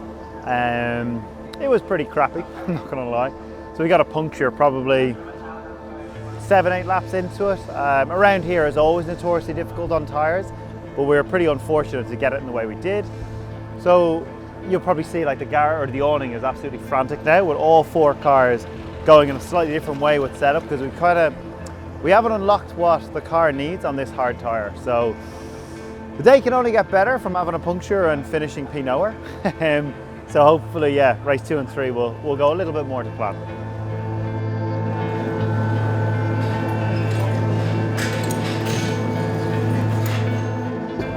As you can see, the car's ready. We've made a couple of little changes. Wasn't quite perfect in race 1, so yeah, the plan is we've shedded some weight. The guys around us have got more ballast. We're kind of entering the unknown with that one. I still think Ash for the top step is a real possibility, because we saw how well that car went with the full weight. Now it's much, much lighter. The wind could be on. A possible problem here, because Aaron Taylor-Smith should be 27th on the grid and he's not yet made it, and that looks like a car in limp home mode, doesn't it? So race 2 of the day is round 17 of the Quick Fit British Touring Car Championship from Thruxton. As the lights go out, it is go, and Ash Sutton is on a mission. This is for 2nd place. Job done, gets the line for Allard, through he goes, starting lap 4. That gives him the race lead. Yeah, it was always going to be an overlap, wasn't it? Ash Sutton, checkered flag at the ready. Ash Sutton wins race 2 at Thruxton. Ready for round 18 of the Quick Fit British Touring Car Championship.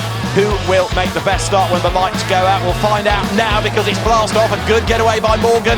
Driver in the background, there's a Honda off at high speed, and possibly through comes Smiley, all of whom will take points off Ash Sutton for the championship. That's good news for England, and it will deliver a win. Adam Morgan comes across the line for a 2nd victory of the season. Well done to Adam Morgan, everybody, winner of round 18. I'm Richard Owen, I'm Aaron Smith's race engineer in the Touring Car Series. Yeah, we've got off to a bad start. We had a tyre delaminate in race 1, great strip of rubber came away from the tyre, possibly as a result of pinching it on a curb here, hard to say. And then now we've just suffered a drive shaft failure on the front left side as we came up to the start after the green flag lap. Are things clattering? Says like he's broken the drive shaft.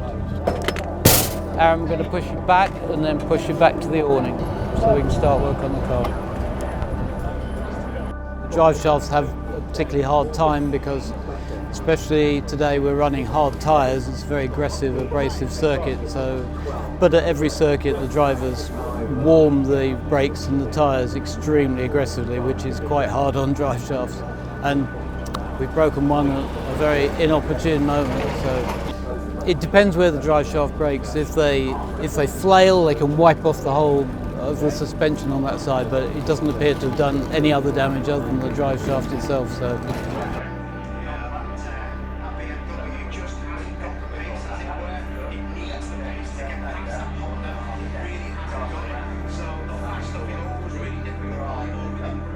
Yeah, race 2 was mega. At the start of the day, we sit there, we make our plan, and we fulfilled it again. It was good. We started P5, got a mega first lap, we were into P3, and then it was just a case of picking off Tom Oliphant and Josh Cook, and we reclaimed the win. Which that win is what gives us the leg up every weekend. Ash Sutton wins round 17 of the 2021 British Touring Car Championship. a tough old cookie race for it. It's obviously you do the reverse grid. We pull 8 out of the hole, so we start P8, but you're sat there with 75 kilos on, and everyone behind you is ballast free. So it's a tough task, especially around here. People can get underneath you. They can do things that you can't. Safety car, safety car. Safety car, safety car, race until you see the board. Safety car in this lap. All right, good weekend. It's hard. You accept one, and you go, okay, look, racing incident or whatever went on. It's as long as everyone's okay. That's the key thing. You start racking in your second safety car, and especially the third. It's like, hang on, boys, what the f are we doing here? It's an absolute. Well, if I'm honest, it's a bit of a show. We're meant to be setting the standards of British touring cars, but as a whole, over the past day, we've had some real good races. It's just a shame race 3 ended the way it did. It's like I said, that is the key to making our weekend successful. A strong race 1, a mega race 2, and then damage limitation race 3, and we've achieved that. Could have just been a little bit better in race 3.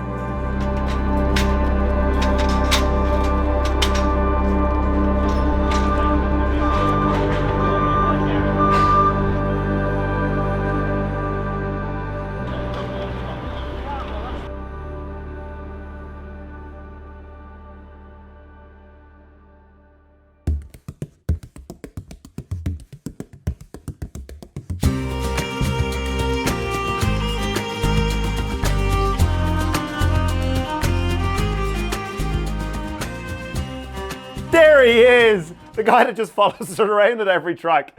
Come on in, I'll show you around. No, I can do it better. This is how I'd normally get in. Now, little keyboard, like I'm doing a bit of studying. I think, to be fair, it helps with like visual points. So like, don't get me wrong, I don't think you could set a car up off the back of it, but I do think you can kind of refresh your memory on certain tracks, especially when you haven't been there for a while. It does help just to have visual references, so you'll know like, oh, certain curb points or certain bumps are where like you'll want to be on the brakes and that type of stuff. So I think in terms of prep, like coming up to a race weekend, I would do quite a bit on it just to like get my eye in, because what I always find like is the first 5 laps in free practice are always the most important, because that's when you're getting up to speed, and if you feel comfortable in the car, it makes a big difference. No, we went straight from the trailer home into Lauren's parents' house while they finished this house. And then once the house was done, then we moved here. I tell you, you'll never appreciate walls that don't move. Yeah. Until you live in Yeah. a trailer for 2 years. Yeah. My value is attached to Archie. And Fitz. Where's Fitz? He's almost gotten a bit heavy for this carrying. Oh, I think they're gonna have a little scrap. They love each other. He's like, have you seen this lad? Look at him. Look how much Archie's trying to like antagonize Fitz to get up. What are you doing, bud? Oh, it's our honeymoon. We went to Disney for 2 weeks for our honeymoon. And we're going back there in January, because I feel it's the one place that no matter what age you are, you can pretend to be a child. This is Archie. He's like the main man. He's all that I really care about. Aren't you, bud? You should go be front, right and center. The best part of every race weekend is coming home to him. 100%. Like, I have no second thoughts of that. I would say it's the hardest part of racing is leaving him at home, because like I actually miss him so much over the course of a few days. It's so hard. My home life is still centered around racing. Like, yes, people say there's only 10 race weekends over the course of the season, but actually everything around the year is focused on those 10 weekends. The most peaceful time of the race weekends, or my whole season, is when I'm actually in the car. Like, the home life is probably the hardest part, because that's when you're working towards like working with sponsors and working with event activations and everything else that goes around it. So you only really see a snippet of what the season is, where when I'm at home, it's a full-time commitment. And it's nice, like, obviously, I don't really mind the training side of it. In fact, I really enjoy the fitness side of it. So that becomes a lot of what I would do when I'm at home, and training little Archie. So yeah, my home life is still motorsport. You just don't get to see it on ITV4. The prep for race weekends is relentless. Like, I've always been one of those people that is meticulous in what I do. So if I set my mind to something, I want to be the best at it. because motorsport, in my opinion, is a game of variables. The more variables you can reduce, the greater chance of success you have. And that's with car setup, that's with your fitness, that's with your sim work, your track notes. It's all about reducing those bits that you can have control over. So racing is my full-time commitment. And I'm very fortunate in that position. You know, it's probably taken 5 or 6 years to get to the point where I can solely focus on it and we can make a career in it. And I do think it's credit to what the British Touring Cars are, because I've tried different championships and it's never offered the career opportunities that the British Touring Cars have. So in that sense, I'm like, this is my dream. So for me, Lauren probably plays the most important role of anyone in my racing bubble. You know, she is the only voice that whenever I see red that I can actually hear. You know, and she not just helps me with the driving, she also is what is a key part of all of our sponsors. So it's a combined effort. And I would be under no false illusions that there is no way I could go racing if it wasn't for Lauren. And yes, the race weekends are hard, but if anything, it brings us closer. So like, we've been together since the age of 17, and I wouldn't want to go racing without her there. So yeah, like I think what success is different for different drivers. You know, take Ash Sutton, take Colin Turkington, take Tom Ingram. So their success is only going to be marked by wins and podiums, where yes, that would have been lovely for us. The goal of what I want to achieve is a long-term career. I want to stay in the touring car paddock for as long as I can, and I want to see a team and car develop, which to me, that is what my markers of success will be from the 2021 year. Aaron now would tell championship winning Aaron to not lose faith in what you're doing. Motorsport, like, it's very much an ego battering sport because you're either at the front or you're not. So sometimes, like, you can't help but have questions of self-doubt. You can't help think, you know, is this car good enough? Am I good enough? Is the championship going to fall in our favor over the course of the next few years? And one thing I kind of pride myself is, like, I probably have absolute confidence in my own self, which is a really odd thing to say, and I hope it doesn't come across arrogant or anything like that. But I know in my core that I can deliver when everything is right. And it's just about putting everything in place. So yeah, I think telling championship winning Aaron that these years are going to be worth it is the only message I would say, and don't ever lose sight of that. You watch the moments where the fireworks are going off on the final podium of the year and you see the team celebrating that have won the championship. And I think that's when it settles in that all the hard work is worth it. All the sacrifices, all the sleepless nights worrying about, will the car be quick enough? Will the sponsor sign off? Will that engineer be good enough? Will that mechanic be good enough? Are worth it. The British Touring Cars is a relentless grind. You know, it's a 24/7, and to win in it, you have to be at the top of your game. You have to sacrifice beyond belief. But that moment, when those fireworks are going off, when you have a moment in the car by yourself, it all becomes worth it. The QuickFit British Touring Car Championship arrives in North Yorkshire for its annual visit to the tricky circuit here at Croft, where it's great to have the fans back in force. And unusually, there's clear daylight appearing at the top of the championship standings, a 30-point lead for Ash Sutton after a performance at Thruxton 3 weeks ago that really underlined his credentials as a double touring car champion. Rolling into Croft, 7th meeting, I'm feeling pretty confident. Looking at the championship and the results, we're above expectations, that's for sure. Thruxton was a key part to giving us a leg up, or should we say a race in hand. But to come into Croft now with a 30-point lead is by far above where we expect it to be. Obviously, we know how quick it can change in touring cars. One bad result and they pulls them back in. So as much as I'm not a driver to think about championship and just bag them points, it's maybe where I've got to adjust my mentality. Looking sort of back at what I've done here, obviously Clio's, I've raced this support series, or what used to be a support series of touring cars, was mega for me here.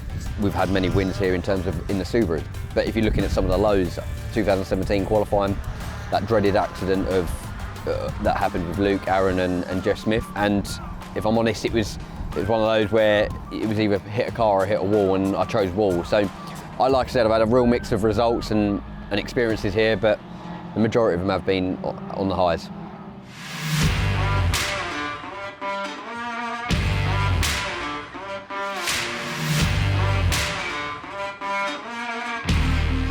Croft as a circuit, it's funny. It's one of the tracks that I actually won my first ever car race around here. I really like this place. It has a great mix of high and low speed, so to me it's a really challenging track. You can't just rely on the car to deliver. You have to really wring its neck around here. I'm really excited. Last time I was here, I had a pretty big old mishap. It's a huge amount of damage. Aaron Taylor-Smith's car has been hit. Anybody else? Yes, the Audi. So in some sense, I'm looking forward to getting back out on track and being able to show everyone that I'm good around here, and I always have been. So it'll be nice to kind of get to flex those muscles and put, was it 2017 behind us? Wow, 7th round, where has the time gone? It's been a lot of fun this year, you know, actually racing with fans and getting to learn this new challenge of mine going rear-wheel drive. Croft is a great circuit, I love Croft. Actually, out of the last 9 races I've actually done here, I've had 4 podiums. And if I don't get a podium this weekend, which will be my 4th year in a row, we can definitely say it's because I can't drive a rear-wheel drive car. Croft circuit's brilliant, okay? It's got a bit of everything. It's got change direction, it's got high speeds, and it's got some real low speed corners which should benefit the traction of a rear-wheel drive car. On my car, I seem to not be able to gain any traction whatsoever. I actually think I can accelerate quicker in a front-wheel drive car.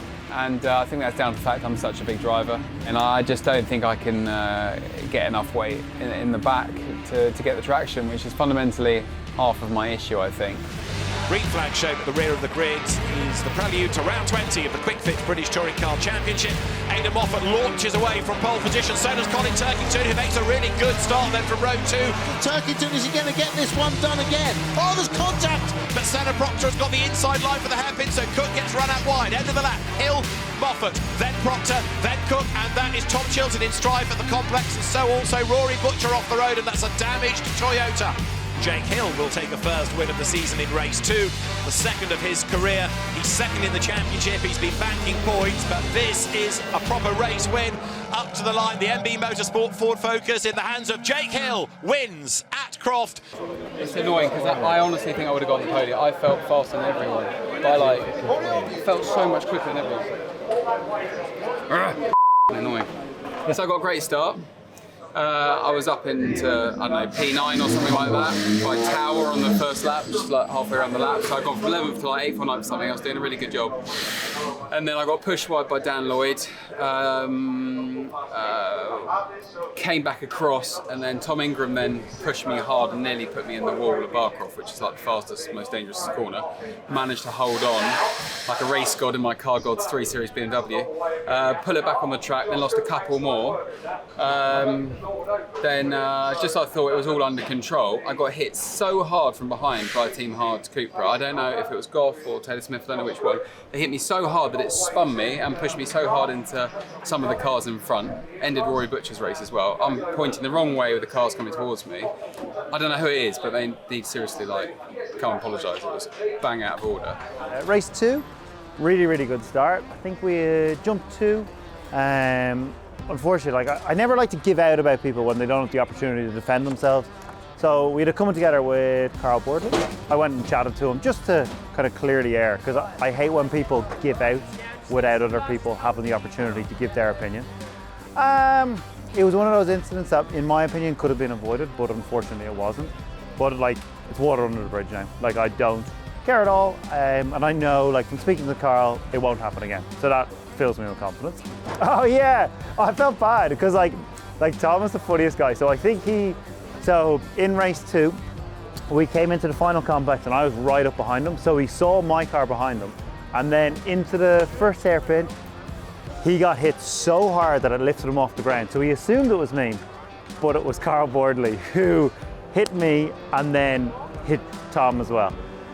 So I went and chatted to him just to be like, oh, like that wasn't me. So I just went to go do Q&A, yeah. and one of the sponsors came up and said, I stood on the bank, I videoed it, Tom, I videoed it. Yeah. And I go, look, it's so funny, when he had it on pause to show me, your car was exactly in line with my car. Yeah. Then when he pushed play, you saw then another white one Just on like, the inside, and I was like, oh, I saw that your light, number, and you would assume it was me. But what happened is, I guess, Boardley has gone on the grass and come And then nowhere. just decided. On the inside fence. Yeah, because like he lifted your car up. I remember being like, I can see under that. On the video, I was just showing off my derriere. A weekend to bite the bullet, I think, is a perfect little summary in one. But yeah, race one, I made good progress. Pace was good in the car. We got past the guys on the soft tyre quite quickly in the opening stage of the race. And we kind of then just settled in and accepted that we were going to sort of be around that position. Obviously we were going to lose a bit of weight and put the correct tyre on for race 2, and that was the plan. But yeah, it didn't quite go to plan in race 2. It's I think a few people left their brains in the pit lane, to put it kindly, but the car come back looking second hand. We got pushed about a little bit. A few of us did, to be fair, it wasn't just me. So we didn't really get a prime opportunity in terms of maximising that soft tyre and that less weight. And 1 minute we're P9, 1 minute we're P4. It was just such a yo-yo race. It was hard to take because in my head I was fixed on a podium and fight for a win, but unfortunately the dice weren't rolled my way. I think these back-to-back weekends are great. It keeps the driver's mindset fully alive in terms of racing. You don't switch off when you go away. So I'm buzzing to roll it straight into Silverstone in sort of 4 days' time. But it's tough on the teams. The teams have got a big ask now. They've obviously got 3 cars to turn around. Normally I allow a week for the cars.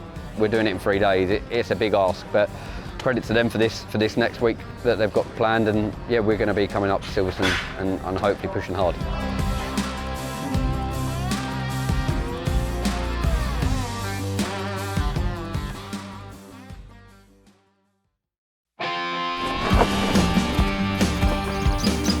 Here at Silverstone, the home of British Motor Racing's national circuit, always delivers plenty of action here at the home of the British Racing Drivers Club, many a member of which is to be found on this grid as well.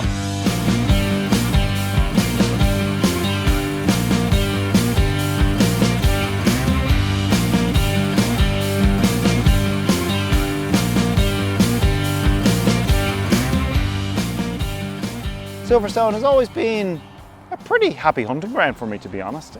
There's very few corners, which less opportunity for mistake, but it's one of those tracks where all the corners are geared towards a certain driving style, and it seems to play into my favour.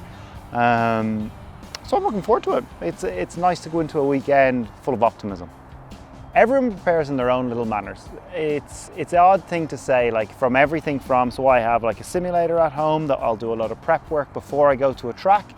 And a lot of work that I do is based around, say, onboard footage. So you'll sometimes see me with what I would call my nerd folder that I bring to every track. That has all my notes on the circuit, what curbs to use, what curbs not to use, previous lap times, and kind of reference points. The one thing about myself is I will never be out prepared. So whatever it takes, I will do. Silverstone is a great circuit for me. I've had lots of wins here before and lots of podiums, and a lot of my trophies in my cabinet are from Silverstone. It is the home of British motorsport, and I just am so happy I'm now up to speed with the car coming here this weekend, because I think I just need to get some silverware this year, and no better place to do it than right here at Silverstone.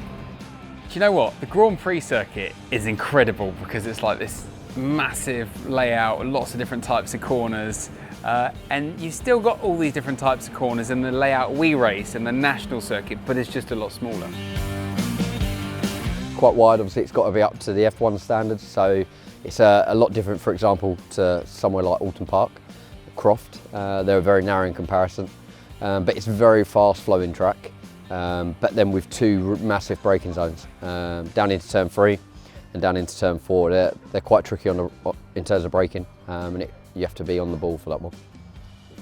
My dad is sort of more on the mechanical side of things and how the actual race is planning out in terms of strategy and stuff like that. So I think me and my dad are quite like-minded in that respect. But yeah, obviously when it's getting heated out there and it's door to door, then for sure I know the girls are on the panic stations. I wouldn't want to be working with anyone else, especially engineers and number ones. Obviously my engineer knows exactly what I want in terms of balance from the car. My number one I trust my life with. At the end of the day I'm strapping myself in that race car and he's the one working on it. So all of the guys that we've got on the car, I'm confident wherever I went we'll go as a package. And I wouldn't move anywhere else unless that was the case.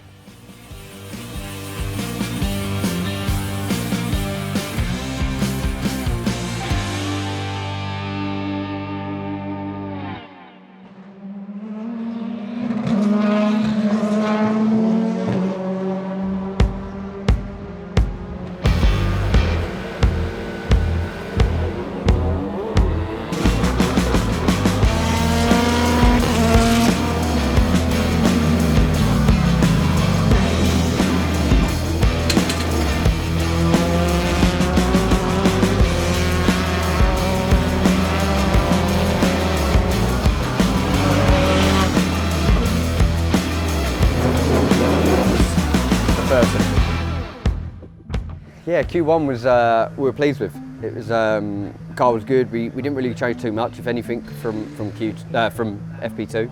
So rolled the car in, knew exactly where we were, and yeah, just knuckled in some good times, and we were sat sort of P4, P5 with a little bit on the table still. So I was pleased with that. We went into Q2. Unfortunately, when you bolt on a brand new set of tyres that and it's got a balance shift on it, it's out of everyone's control. It's out of even Goodyear. We can't sit here and point fingers. It's just every tyre or set, shall we say, can sometimes throw the balance one way, and unfortunately, we didn't get a chance to didn't have enough time in the session to overcome the issue. We just keep having to do laps and hope that we can overcome it during that. I wouldn't be surprised if you have 30 cars within 3/4 of a second. Like, not even a second. I think it might be 7/10. You're going to have 30 cars. So when you think, oh, it's all right, I was only 3/100 of a second off, that could be 8 places back. But this circuit's got a lot of history for me, a lot of fun times, a lot of wins, a lot of fantastic overtaking manoeuvres, which I can take to my grave with me, which I've really enjoyed over the years, and I'm really happy to be here. Qualifying day, which I have quickly learned is the worst point of the entire weekend. We probably chased our tails a little bit in FP2 because we only discovered afterwards that the diff, which I would say is probably the most important component in terms of braking and traction and everything like that, had just lost its mind and exploded. But unfortunately it was a very late discovery which limited what could be changed going into quali.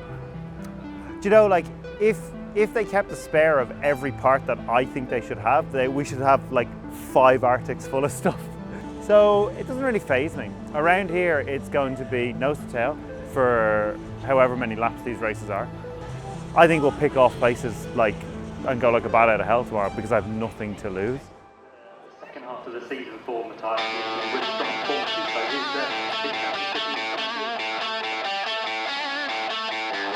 is The track is wide, it's a bit of a pinch point, cars do come together.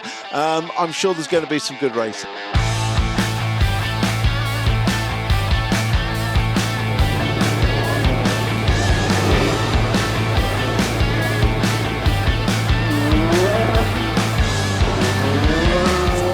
Cars are making their way round to the grid in readiness of our first 22-lap race.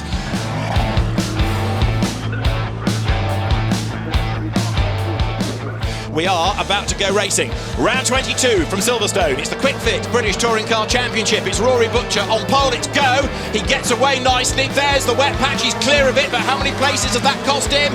Box ticked, place taken, Sutton goes 7th. Rory Butcher is going to have a second victory of the season. The Toyota Gazoo Racing UK Corolla wins at Silverstone. Rory Butcher wins.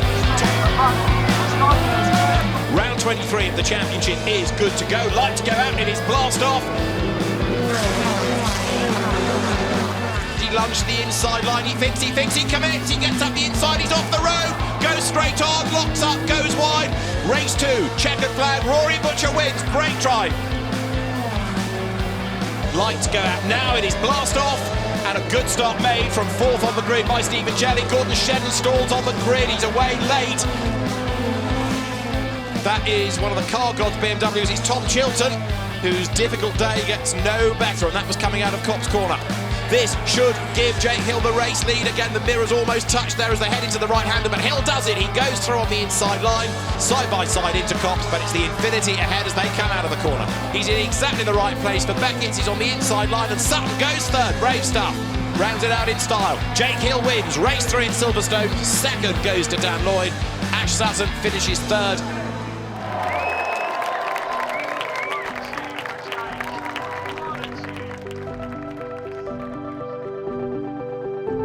Yeah, weekend of 2 halves. We rolled down on a setup that probably wasn't optimised. So we chased our tails a little bit in FP2, and then in quali we had that mechanical failure of the diff. So that really hurt us.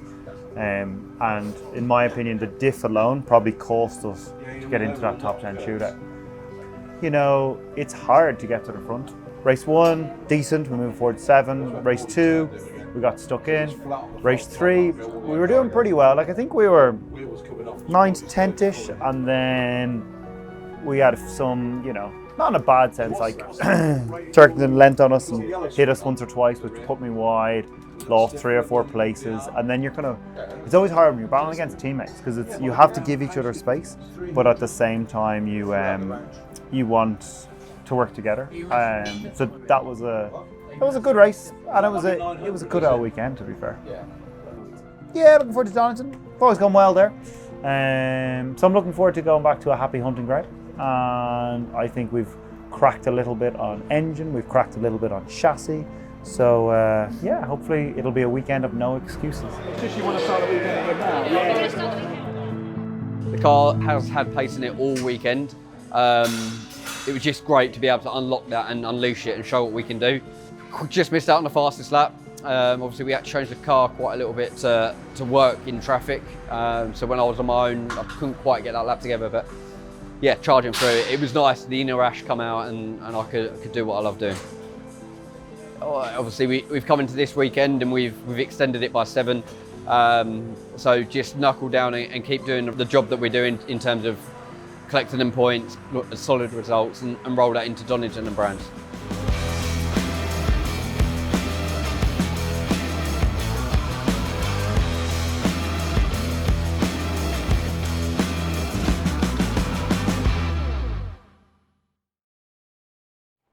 I left that open. Oh, I don't know. No. I feel like I ruined the intro when I asked you if I should leave the door open. Would you like me to do this again? Oh, fancy seeing you here. How are we doing? Listen, I'm great. I'm great. I'll sit piggy in the middle. Yeah, damn right. Your phone on silent. Have you dropped your mic? Hey, all right, boys. Fancy seeing you here. At least there wasn't a lion in here. Bit on edge at the minute though now. Like this whole walking in one at a time, I thought something bad was going to happen coming in. This is the most scripted version of this I've ever done. It's as Ash looks and he's zipping up his top going, I'm nervous. I'm nervous this is going in. We don't know what's in here. I feel we should let Ash. I thought we should let Ash go first, yeah. We'll do it in championship order, shall we? I don't know where I am apart from this, so I'll come back in about 2 days, will I? Yeah, so obviously the season this so far has gone really well for us, probably the best to date. This time round it's a different ball game and it's a new experience for me. So we've had a solid year throughout, cars improved from last year, we kind of hit the ground running with it, pace has been mega. Everything seems to be clicking, so we've had a little bit of bad luck at Oulton Park, but overcome that. So far for me it's pretty good. Do you prefer driving this car to the Subaru? I've got to say I do, yeah. You do? Yeah, I'll do. It does look good. And it's funny, right, from watching from afar, because obviously I sat out last year and watched everything, I thought this year's approach from yourself has been unbelievable. I feel from the get-go, and I don't mind saying it, because at the same time, you're doing a really good job, so I'm not going to sit here and be like, you could have done better. Like, yeah, you said that Oulton Park was a low point, but at the same time, it's still been an unbelievable year. Oh yeah, you can't doubt that. It's been very, like, and I would, like... This is Aaron flirting. Yeah, it's very impressive. It's really annoying. It is very impressive. And I feel like sometimes, like, when you're on the grid, I never like to pay compliments to other people, but I actually think you've been very good. No, I appreciate it. Like, I'm kind of jealous. Overcome my hurdle, shall we say. No, it's good. It's been great all year. What about you? Like, it's been harder than I thought it would, to be perfectly honest. Like, I thought it would be a little easier at certain points. Where Team Hard have been in the past and where they are now are polar opposites. Absolutely, yeah. So I actually think Team Hard have done really well. I do. I genuinely think they've massively raised they've their leveled game. up. And like, don't get me wrong, there is still potential to go further, but at the same time, I can't fault anything. Even with the shortcomings that we've had at certain points, if I've said, look, I think we need to do X, Y, and Z differently, it gets done. We've probably spent the first few rounds me trying to like get back into a touring car. Well, GT racing for a bit, and exactly. then coming in, it's a different ballgame. And the last year we did it was in that MG, which was a dying dog that did try to kill me. So let's not touch on that one. It wasn't the most enjoyable year I've ever had. So it was weird to come back in, and I've come back in with a completely different approach, and it probably tips back to even being able to say how good you've done. In previous years, I would never have said that, because I would have always assumed that I have to be the best. But actually, there's a place for everyone. We're filling up the field to make Ash look good. It is. It's good. God's sake. It's fine. I get paid off the back of it. No, it's been a great. I'll pay you later for that one. What about you, Tom? How have you found it? Well, it's no big secret. I've been struggling a little bit this year. It's a switch, isn't it? It's a big switch, and I actually have more respect now for you driving rear-wheel drive, because it's definitely not as easy when you're racing, I don't think. No, agree. It's taken me longer. I got in my head, it might take me 1 or maybe 2 rounds to get up to speed. But if I'm honest, it's only been the last 2 rounds I've actually got up to speed by the end of the weekend. Yeah. You know, I think I was second quickest in the race at Silverstone. I was the quickest out of everyone, I think, at Croft. But it took me to the end of the weekend to be fast. And out the box, as much as I feel like I'm driving really well, I clearly am obviously having to learn how to drive a rear-wheel drive car again. And you know, you've just gone from GTs back to here. Is this championship now is ridiculous? Like, I've been doing this since the beginning, it feels like. I've been here for like 20 years. But like, now you've got a whole grid within like 0.8 of a second. Like 28 cars within 0.8. And if you're 0.2 off, you literally think it's the end of the world because it's that close.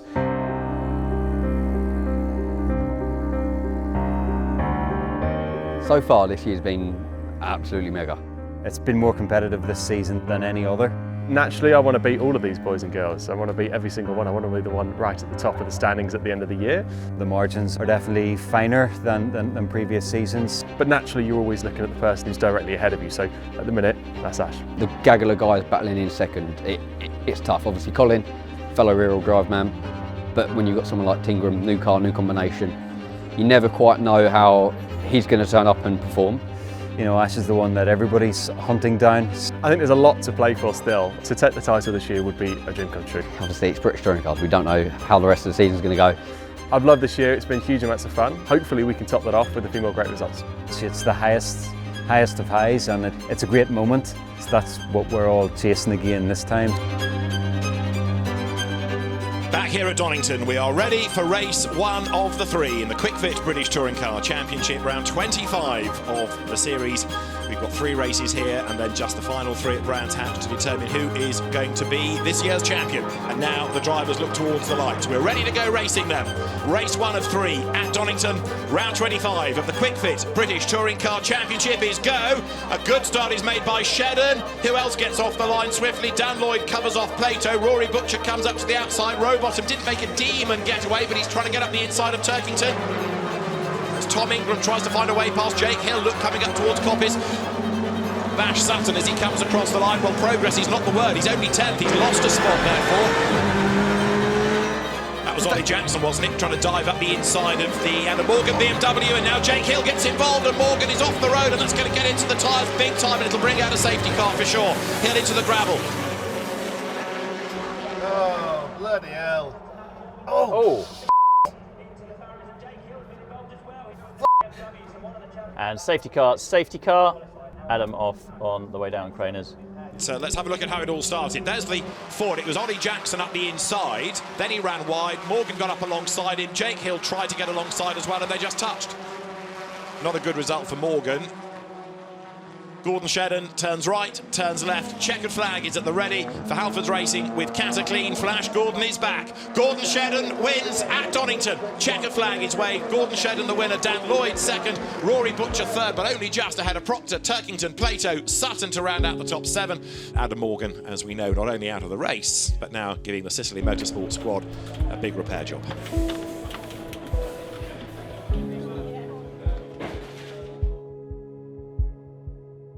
Frustrating race. I really hoped he'd follow Hill through, but nada. To put it politely, I've had better days. We made a good start, got off in the race, and unfortunately 3 into 1 doesn't go. It's been deemed a racing incident, which, to be honest, looking back at the footage, I think is fair. Quite a hefty impact. Just one of those. Just unfortunately, that's touring car racing.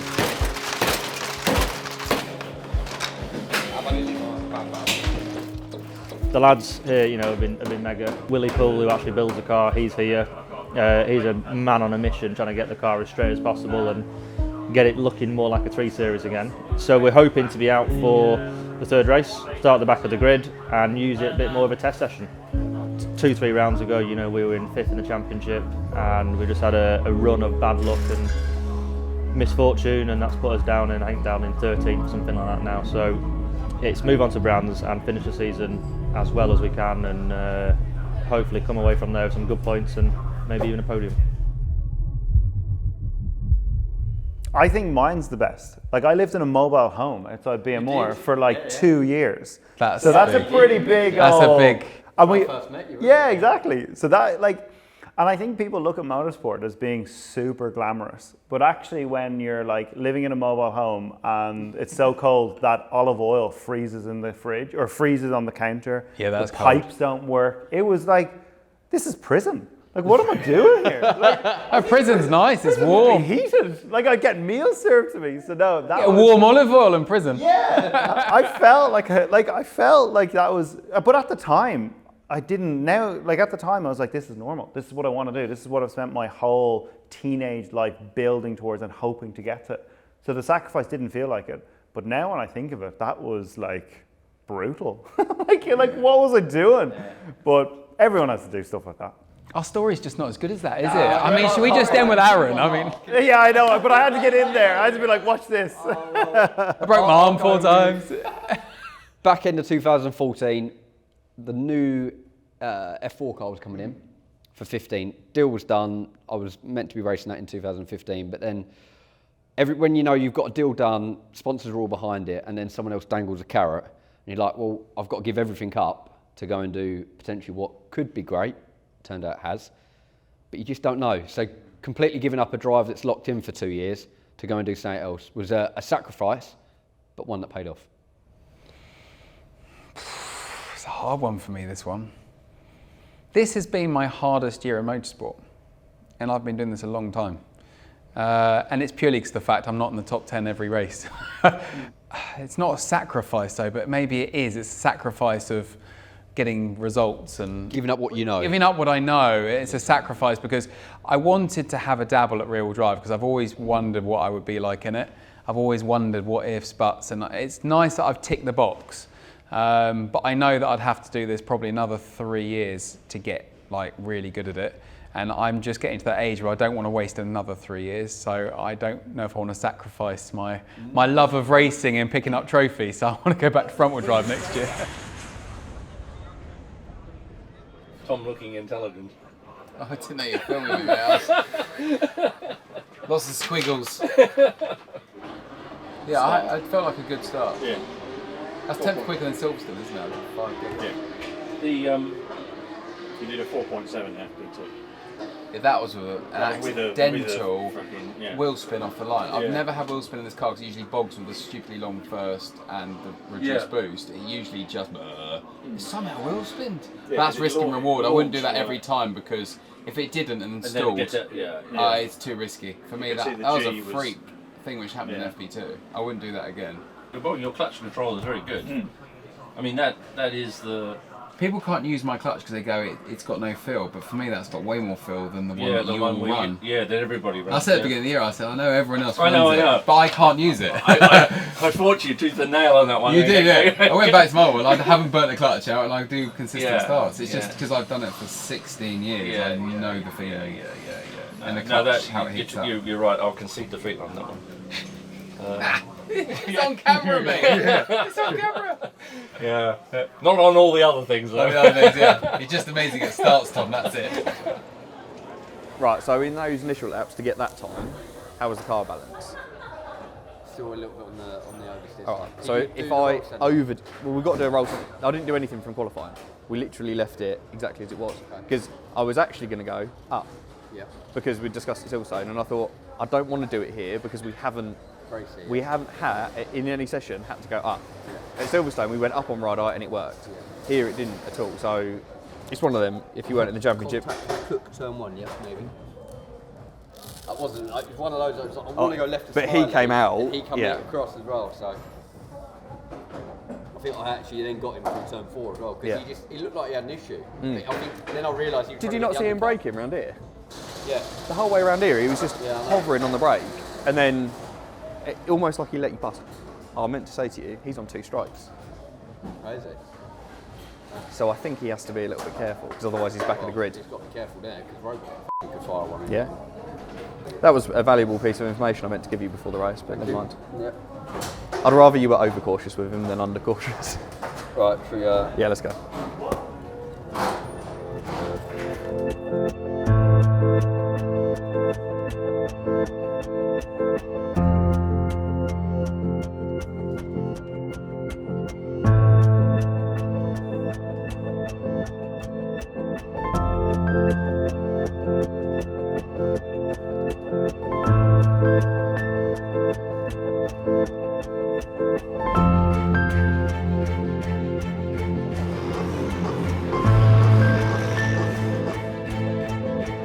Shedden is on pole, Dan Lloyd with him at the front. Colin Turkington 1 to watch 5th, Jason Plato starting 6th, Ash Sutton is 7th, Josh Cook lines up alongside him ahead of Chris Smiley. Tom Ingram is 1 to watch, lighter car this time, he's 11th.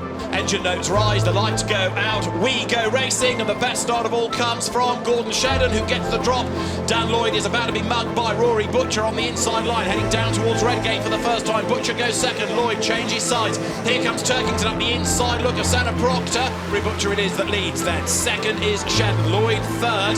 4th is Santa Proctor, and side by side for 5th. Sutton's going ahead of Turkington. He's got the inside line for Schwantzkerve, the outside line for McLean's. Turkington has got to make this work, and look, Ingram out of nowhere gets up the inside of Sutton, so Ingram is on an absolute mission on the opening lap. Turn 2 on lap 2, and he's up the inside of Turkington, and he's gone by. He might even be on for a win here.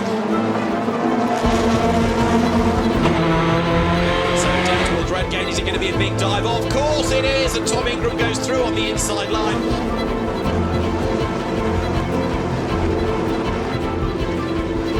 He can't allow Turkington to get too many points back on him. Gets the slingshot up the inside. No weight versus 75 kilos. It was all inevitable, but what a drive up from 11th on the grid, and Tom Ingram leads.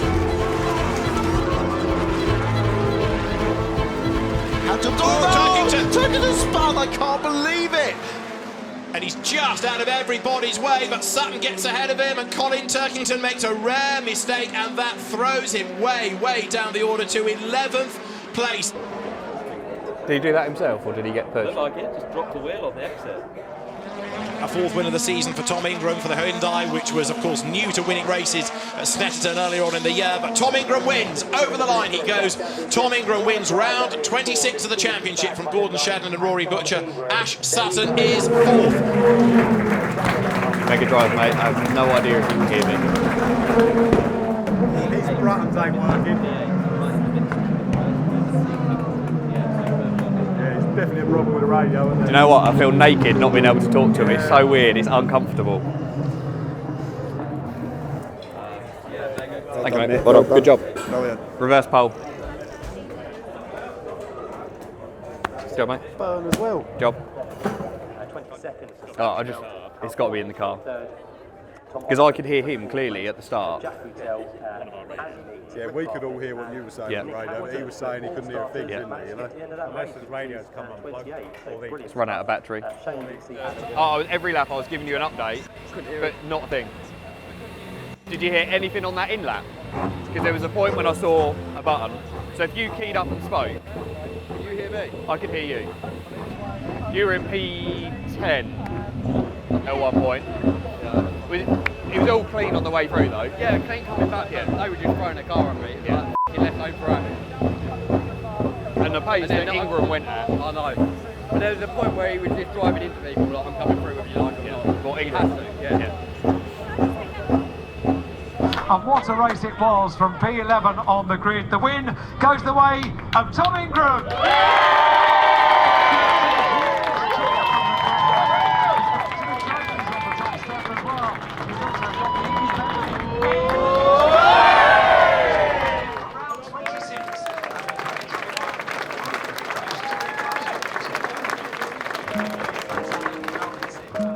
Hey, my name's Tom Ingram.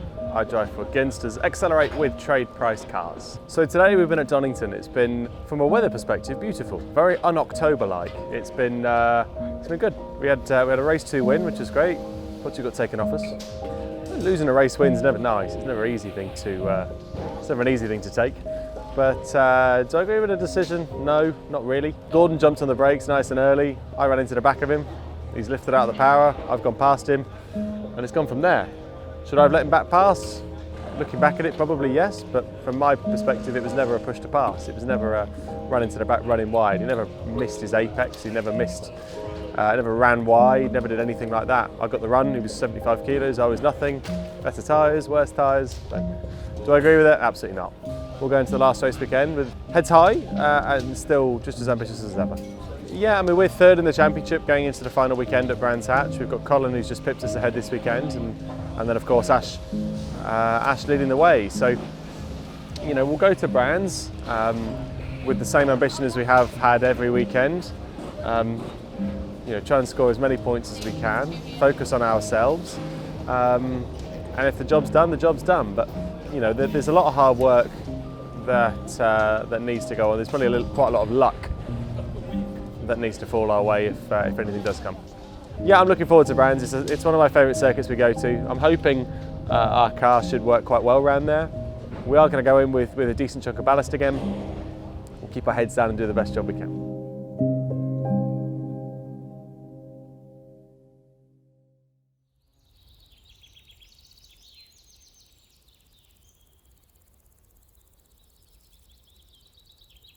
Alexa, stop.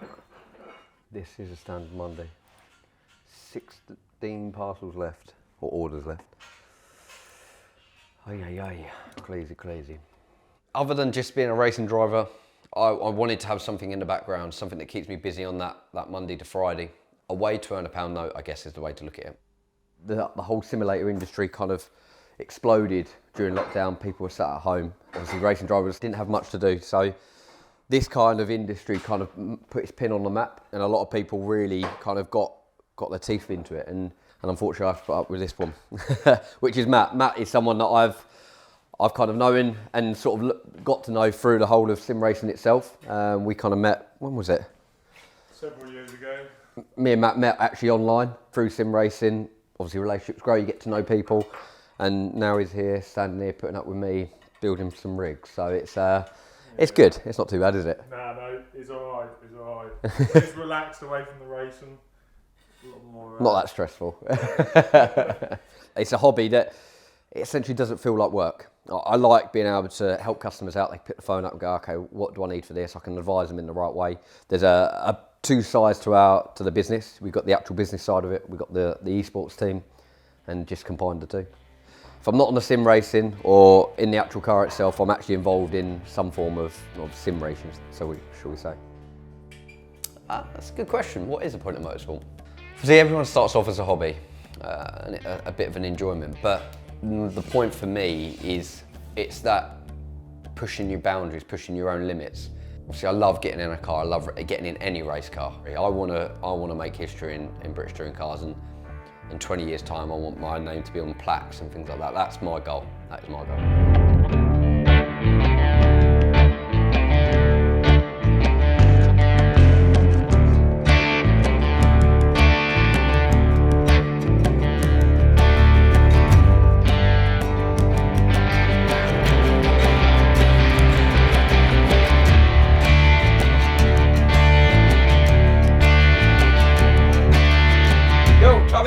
Hey bud, you alright? Good. Well? Good mate. We We're made here. it. We've done it. We've done it. We're in the And top 10, eh? Yeah. And today has been fantastic. It has. Absolutely brilliant. You've been up there all day. Finally.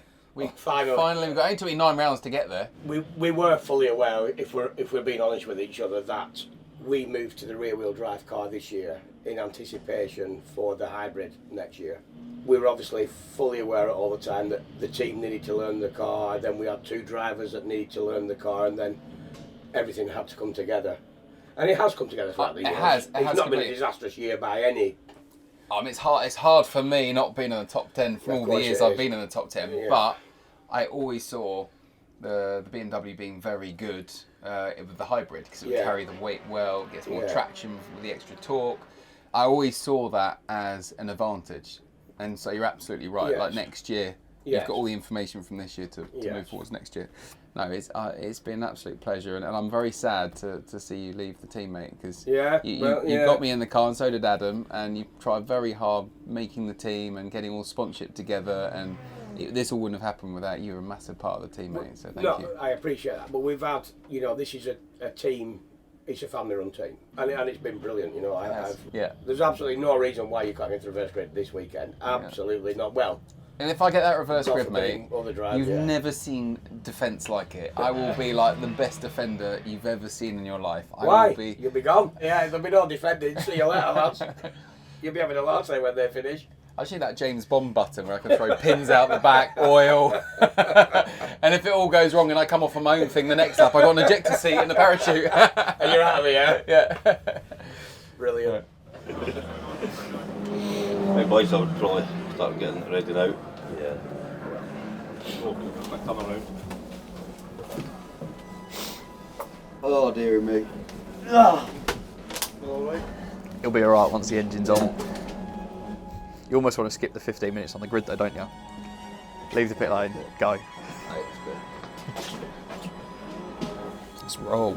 So it's Sunday, it's finals day, and we're here at Brands GP. Obviously nerves are always going to kick in, so it's normally, look, we've got sort of 25 minutes now before the first race, so once we get this out of the way, then I'll go and chill out and focus on what we've got to do moving forward. But at the end of the day, we're trying to treat it like any other normal day. We're here at the final round of the season. We're in contention to win the championship. It needs a little bit of lady luck on our side. I don't feel that much pressure. I don't feel many nerves. I think primarily because it's not really mine to win, it's kind of Ash's to lose. I think I've got to just focus on Tom and Colin. They're the 2 closest to me in terms of championship and on the grid. There's 66 points up to grabs today, with 32 ahead. So the odds are with us, but obviously it's one race and that can all change.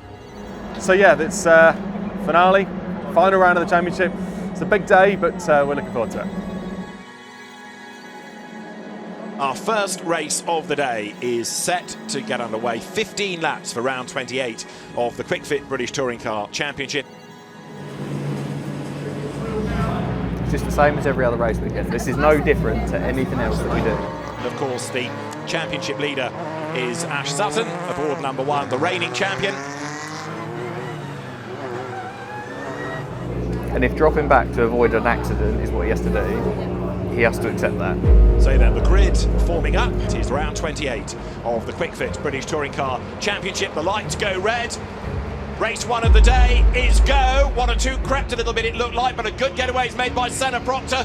Good start also by Rowbottom, who slots in behind the BTC duo. Bold effort is being made by Colin Turkington then to try to get through the traffic, and so is Ash Sutton. Look, he's on his toes right away.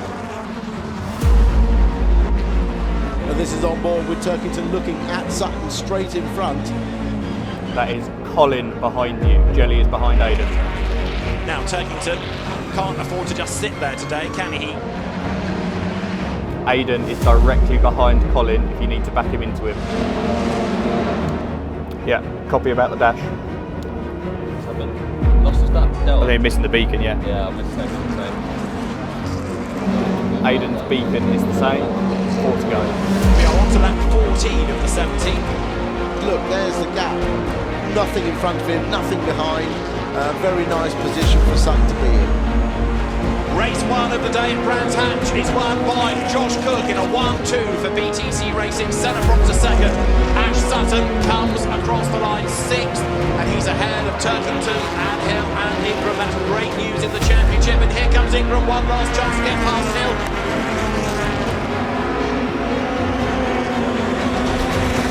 A step taken closer to a 3rd British Touring Car Championship. Really good job, mate. You and Colin now.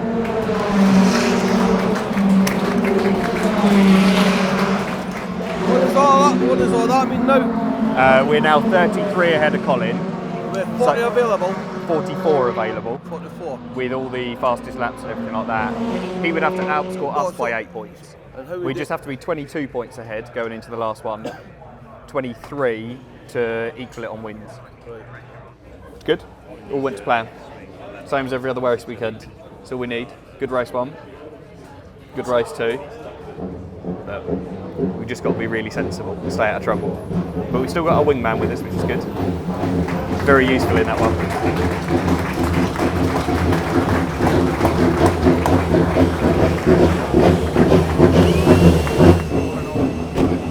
Good job, mate.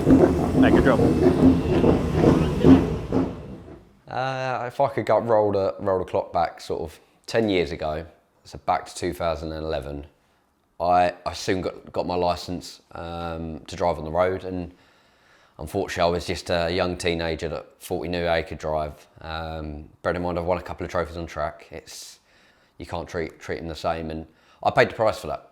I had a road car accident, injured myself very, very badly, and told that I could potentially never sit in a race car again. That was not a nice moment. That was not a nice moment. There was a couple of points, I'll be honest, I welled up. It was not nice to experience, and it sort of almost brings a lump back in your throat with it, looking back to that now. Your whole family have given up so much to get to that point. Things potentially are going down the right route, but I could have just thrown that away with one stupid mistake. And I don't know, there's an element of me that would just keep telling myself never to give up, because of what I've achieved up to this point just really proves that anything is possible.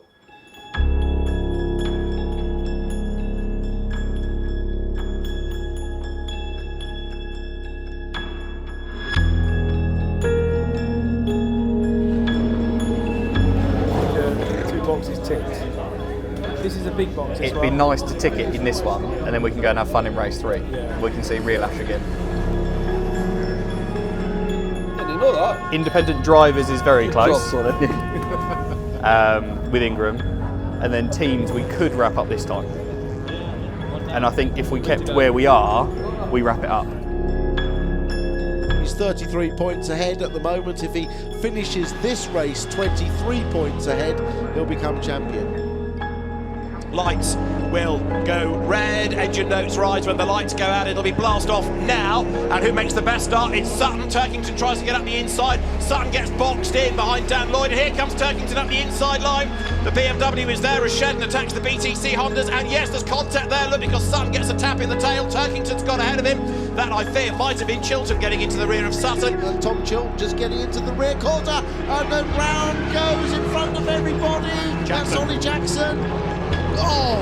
Adam Morgan hits him. Safety car, mate.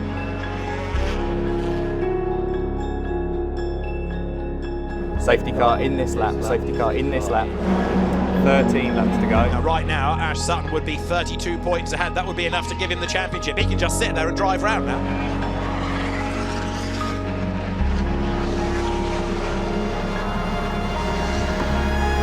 So Colin can gain 2 places and we can lose 2, we're still alright. Laps to go, Captain Butcher behind keeps on growing, so we're not worried. Colin would have to win this race.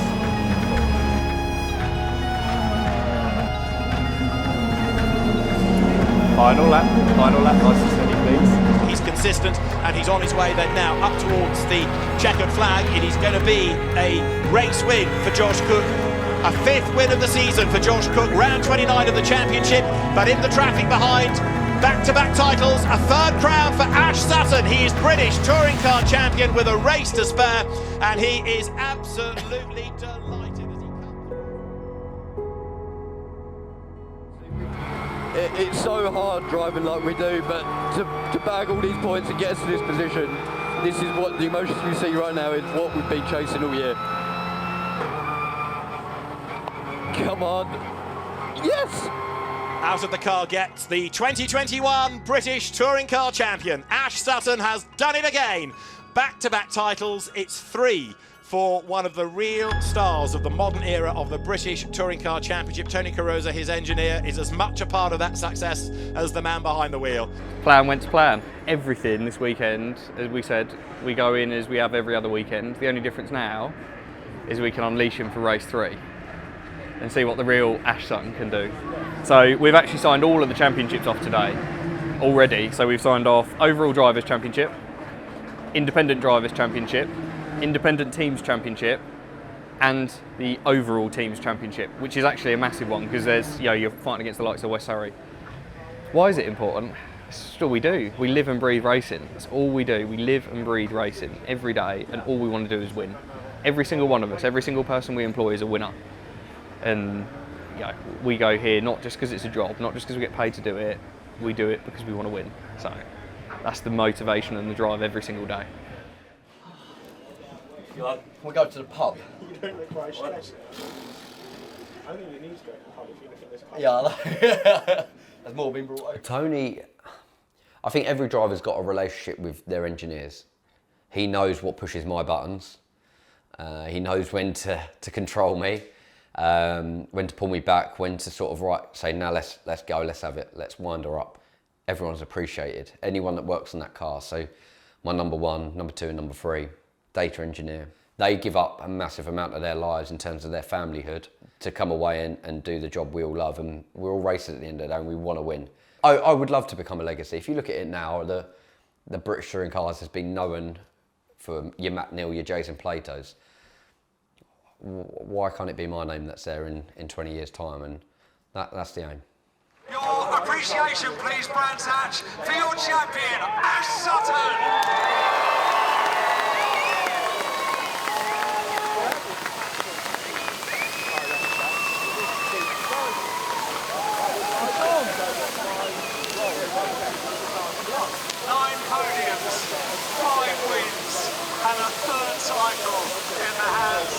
Podium, we're going for a photo, whether we're invited or not. 3, 2, 1.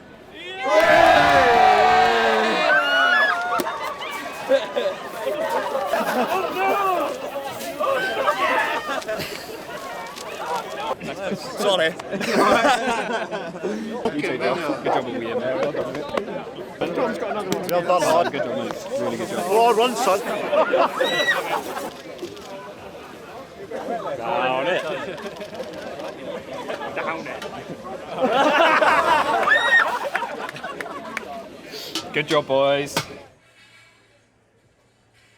It was a bit of a disappointing end to the year because we have had a lot of progression as the year has gone on, but today the progression didn't quite shine through. But it's a learning, and this year was all about learning. It didn't really faze me if this was a scorcher of a weekend or not, because all the focus is on is 2022. Making this package better, improving the team, improving everything around us. We know enough now to be able to go into this winter, focus on a few little areas of marginal gains with the chassis, aero kit, engine performance, and then come back fighting fit in 2022. The initial emotions that come out, I spent the whole in-lap crying. I didn't have any left for the ITV interview. It was just a lot of pressure has been on me mentally and physically. I feel like I've had to adapt to the championship and make myself a championship driver, and to be able to just let them emotions flood out based on that fact, it was just so good. And to share it with all the people that are behind me, it just tops it off. Tony's an angel, but He's a piece of the puzzle. There's many guys behind it. I've got a great team behind me. There's great sponsors there, even down to the mechanics, the guys that put the tyres on the car, the guys that put the fuel in the car. Without any of them, it wouldn't be possible. So this isn't just me. I'm a very, very small percentage of this team, and it just shows how strong of a team we are. I'll be honest with you, the biggest thing this year has been the fans. You guys at home have really made this atmosphere change. From last year to this year, it's completely different, and I'm absolutely buzzing.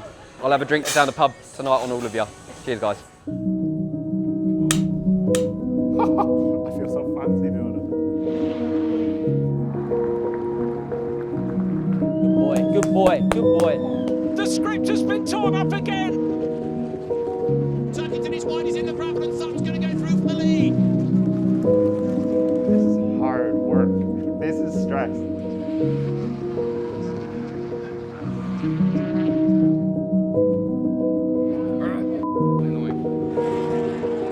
Him and they're 3 wide across the start-finish line. Not a good result for Morgan. Back-to-back titles, a third crown for Ash Sutton. He is British Touring Car Champion. Come on.